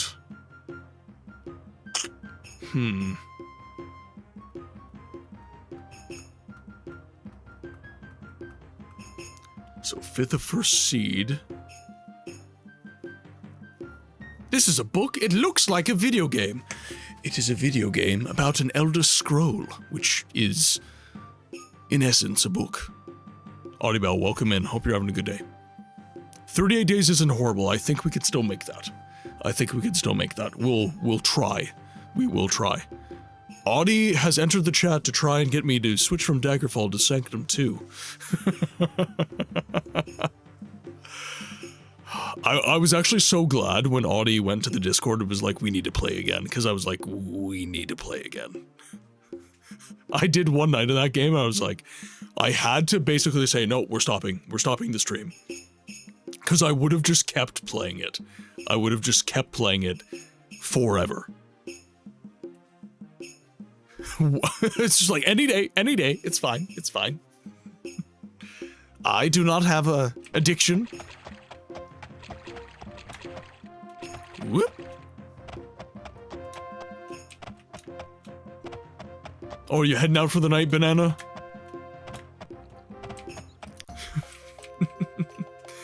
Okay.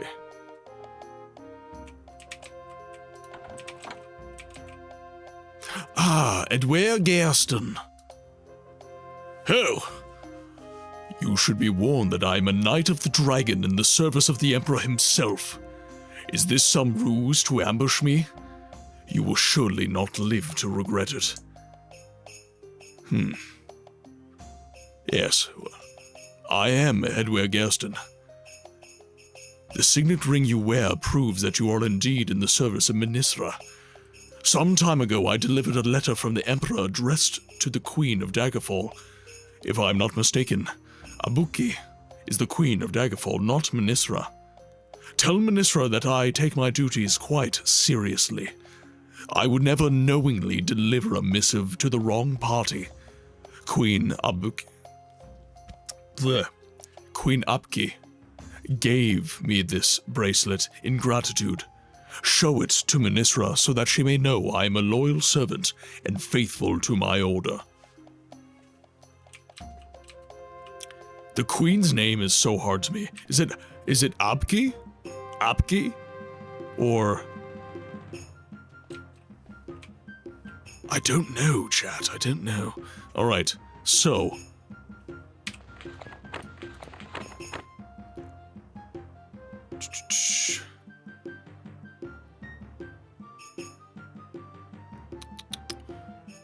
I think we're safe. But let me do a divergent save. Let me do a divergent save just in case, because we do have to make some skedaddle tracks to do Hermaeus Mora's quest. Alright,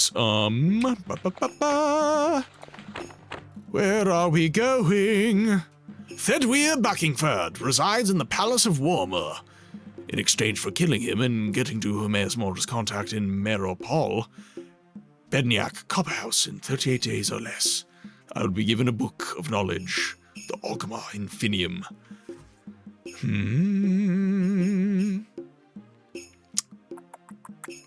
The Palace of Warmore. What province would that be in? I think I was in Sentinel, so would it be in Sentinel? Palace of Warmore. Nope.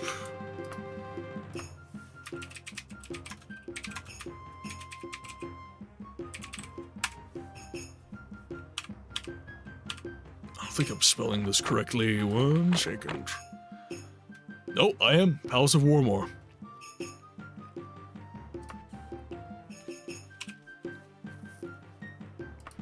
So what area of the map would that be in? Would that be Wayrest?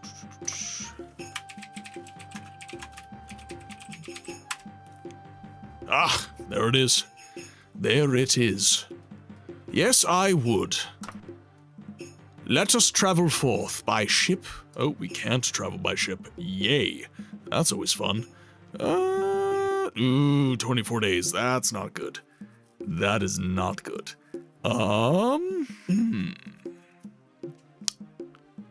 Let us do some teleportation shenanigans. I wish to teleport somewhere. Let's go to the Mages Guild.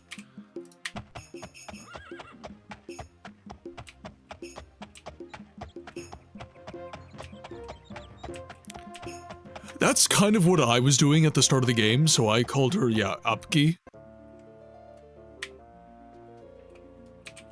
Or Abuki. Something like that. Just hanging out there with your titty out.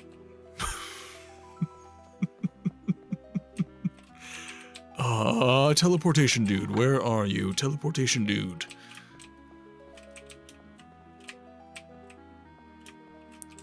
Whew, this is a big one.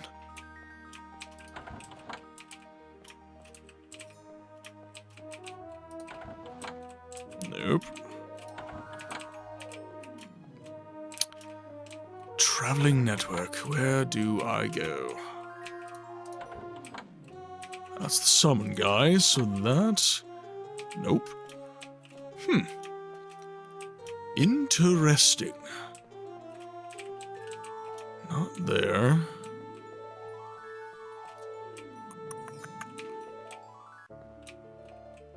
Must be down this hole then. Okay, that's the main hall. Ah! Teleportation, please. Let's go. Find. I wonder if Warmore has a Mage's Guild. It doesn't, but that's fine.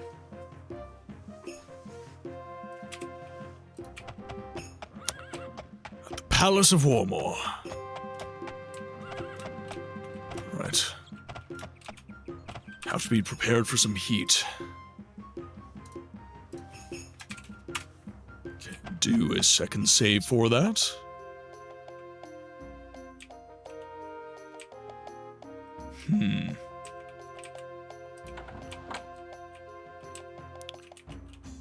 Okay, we got a spell sword. Maybe they haven't seen me.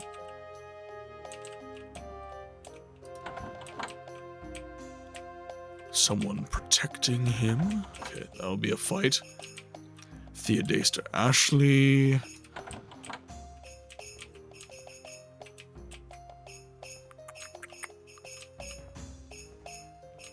Okay, so there will be a fight here.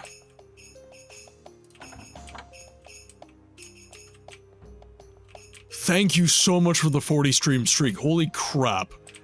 I cannot believe you guys watched me for that long. I appreciate it so much, guys.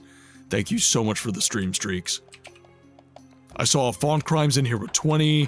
I think Dev and Dragon are like pretty much at 40 at this point as well. Absolutely incredible, guys. Thank you so much.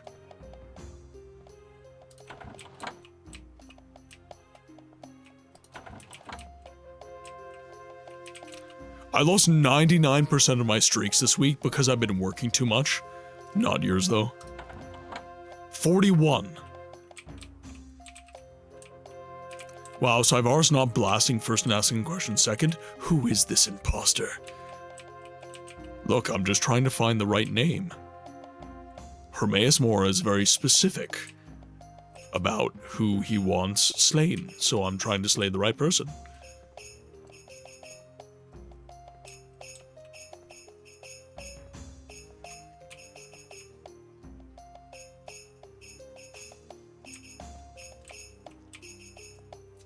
Not gonna lie, that shit is going so hard right now.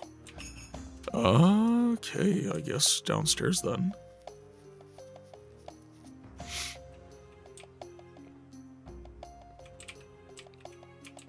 Mine and Gav's and that's it?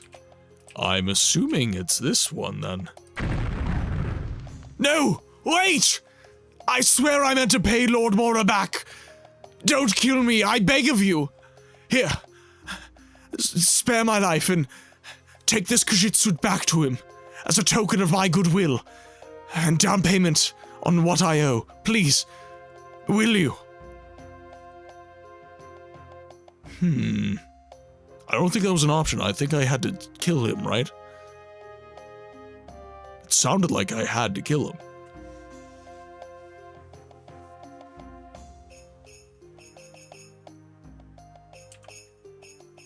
No. Here, let me load the game just so it's a little more authentic, shall we? There. Which is a shame because I totally nailed that voice acting. I totally nailed that shit. God damn it. Here I am having to redo my shit.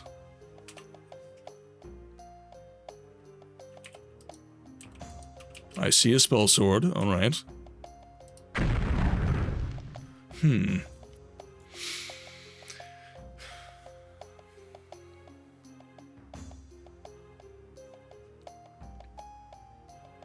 No, he was very explicit. I have to kill you.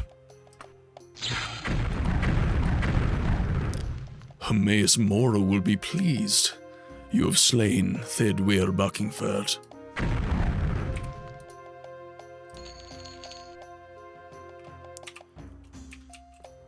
Just whack him, you glittery snob. No.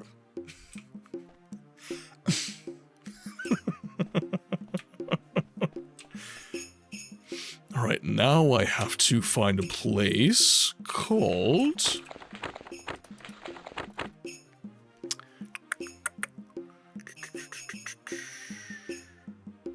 House of Warmore, killed him, and getting to Her Mace Moore's Merhope Hall. Merhope Hall.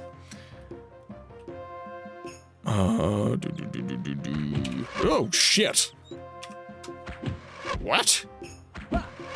Who? Who goes there?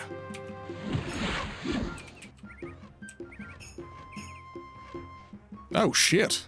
Alright. Let's get out of here, chat. I cannot fast travel with enemies nearby. Yam Bam! Take me away!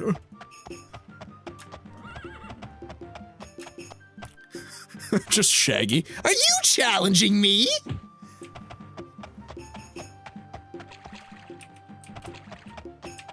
Whew. Bobbing and weaving, chat. Bobbing and weaving. Ooh, Devad the Singer. I got a book out of that, chat. Show us your dick! Ayo. Son of a bitch! Did someone die? Ah! Damn it!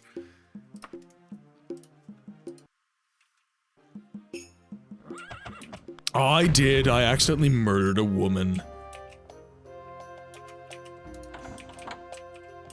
Half fireballs will travel.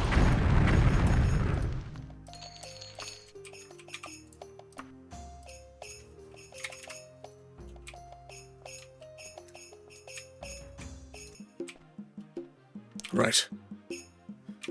I must flee. Alright, let's go. Merhope Hall. There it is. Sleep time for me. Good night, books and all. Jerk-ops, have such a good night, my friend. Such a good night indeed. Chat, could we please get some goodbyes for our good friend, Portable Jerk-ops, who is now leaving us for the great land of sleep. Sleep well, my friend, I hope. I hope you have sweet dreams. One day. I think I can afford one day. Son of a bitch! God damn it. Alright, I gotta be ready. Where are you? Who goes there? Why are you naked?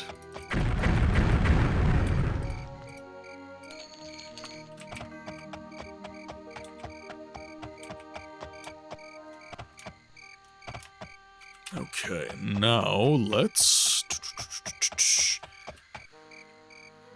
get some rest. Oh, son of a bitch.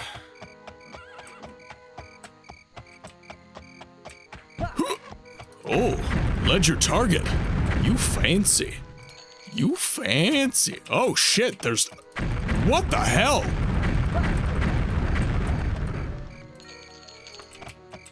Why are there so many of you? Why, I say? Why? I too shall head to bed. Good night, Martin and chat. Game Freak, have a good night, my friend. Sleep well. Sleep well.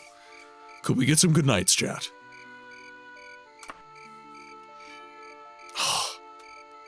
Not that close to the city.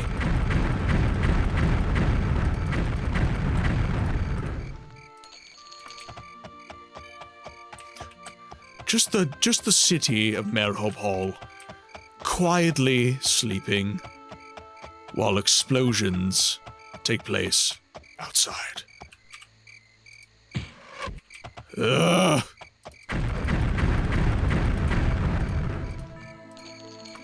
Oh, okay, that was a lot of gold. I'm not mad about that one. For a while, let's do 10 hours. There's an enemy nearby. There are so many damn enemies.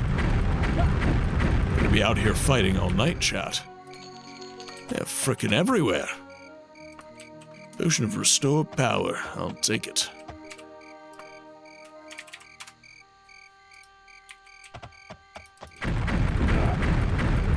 This is actually insane. Why are there so many enemies?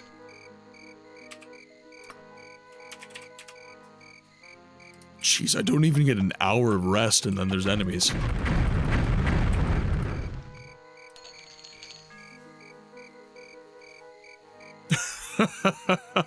Maybe. Oh, but there we are. Ads are threatening, so that means we are at 4 hours, which means, of course, that our time in the game library has once again drawn to a close. So let me just save the game. Make sure we're all good there. Ads are gonna try and get me, but they won't. No, they will not. Because I am going to make sure they don't. Okay, my friends, thank you so much for all of the support. Thank you so much for hanging out with me on this evening. As I said, the stream anniversary celebration that lasted 8 days of streaming went incredibly well, and that is down to the support that each and every one of you has given. So I just want you to know once again that I massively appreciate everything that you guys do for this community.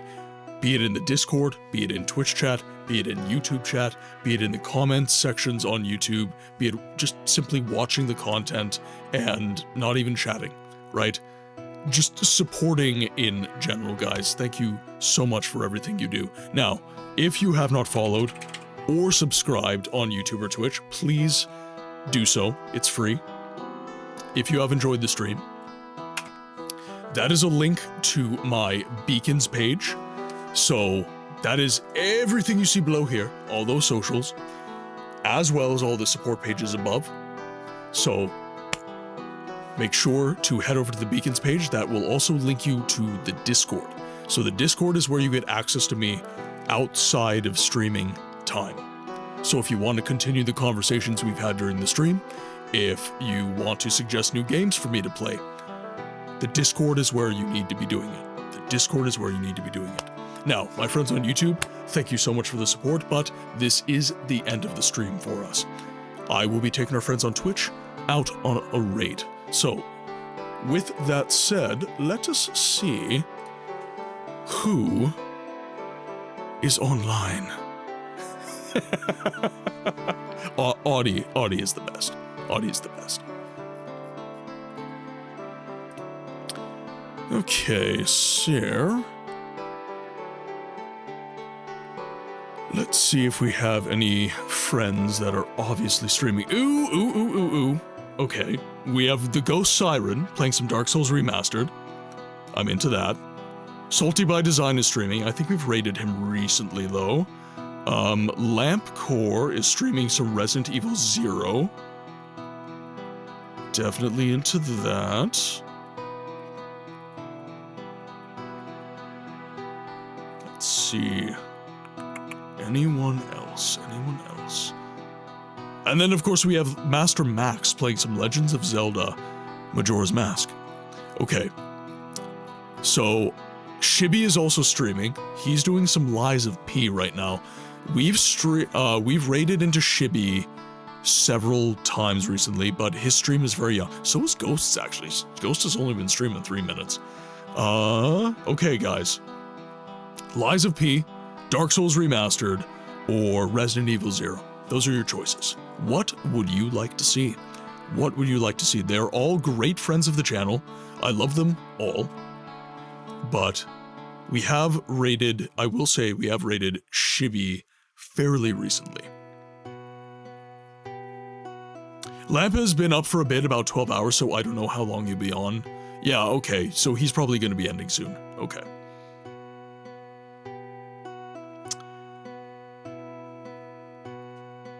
Kind of feeling Resident Evil 0. Okay, fair enough. Fair enough. Yeah, like Lamp has been up for a while. Ghost might be looking to end soon as well, though. Because it looks like Ghost has almost been up for 4 hours, the same as me.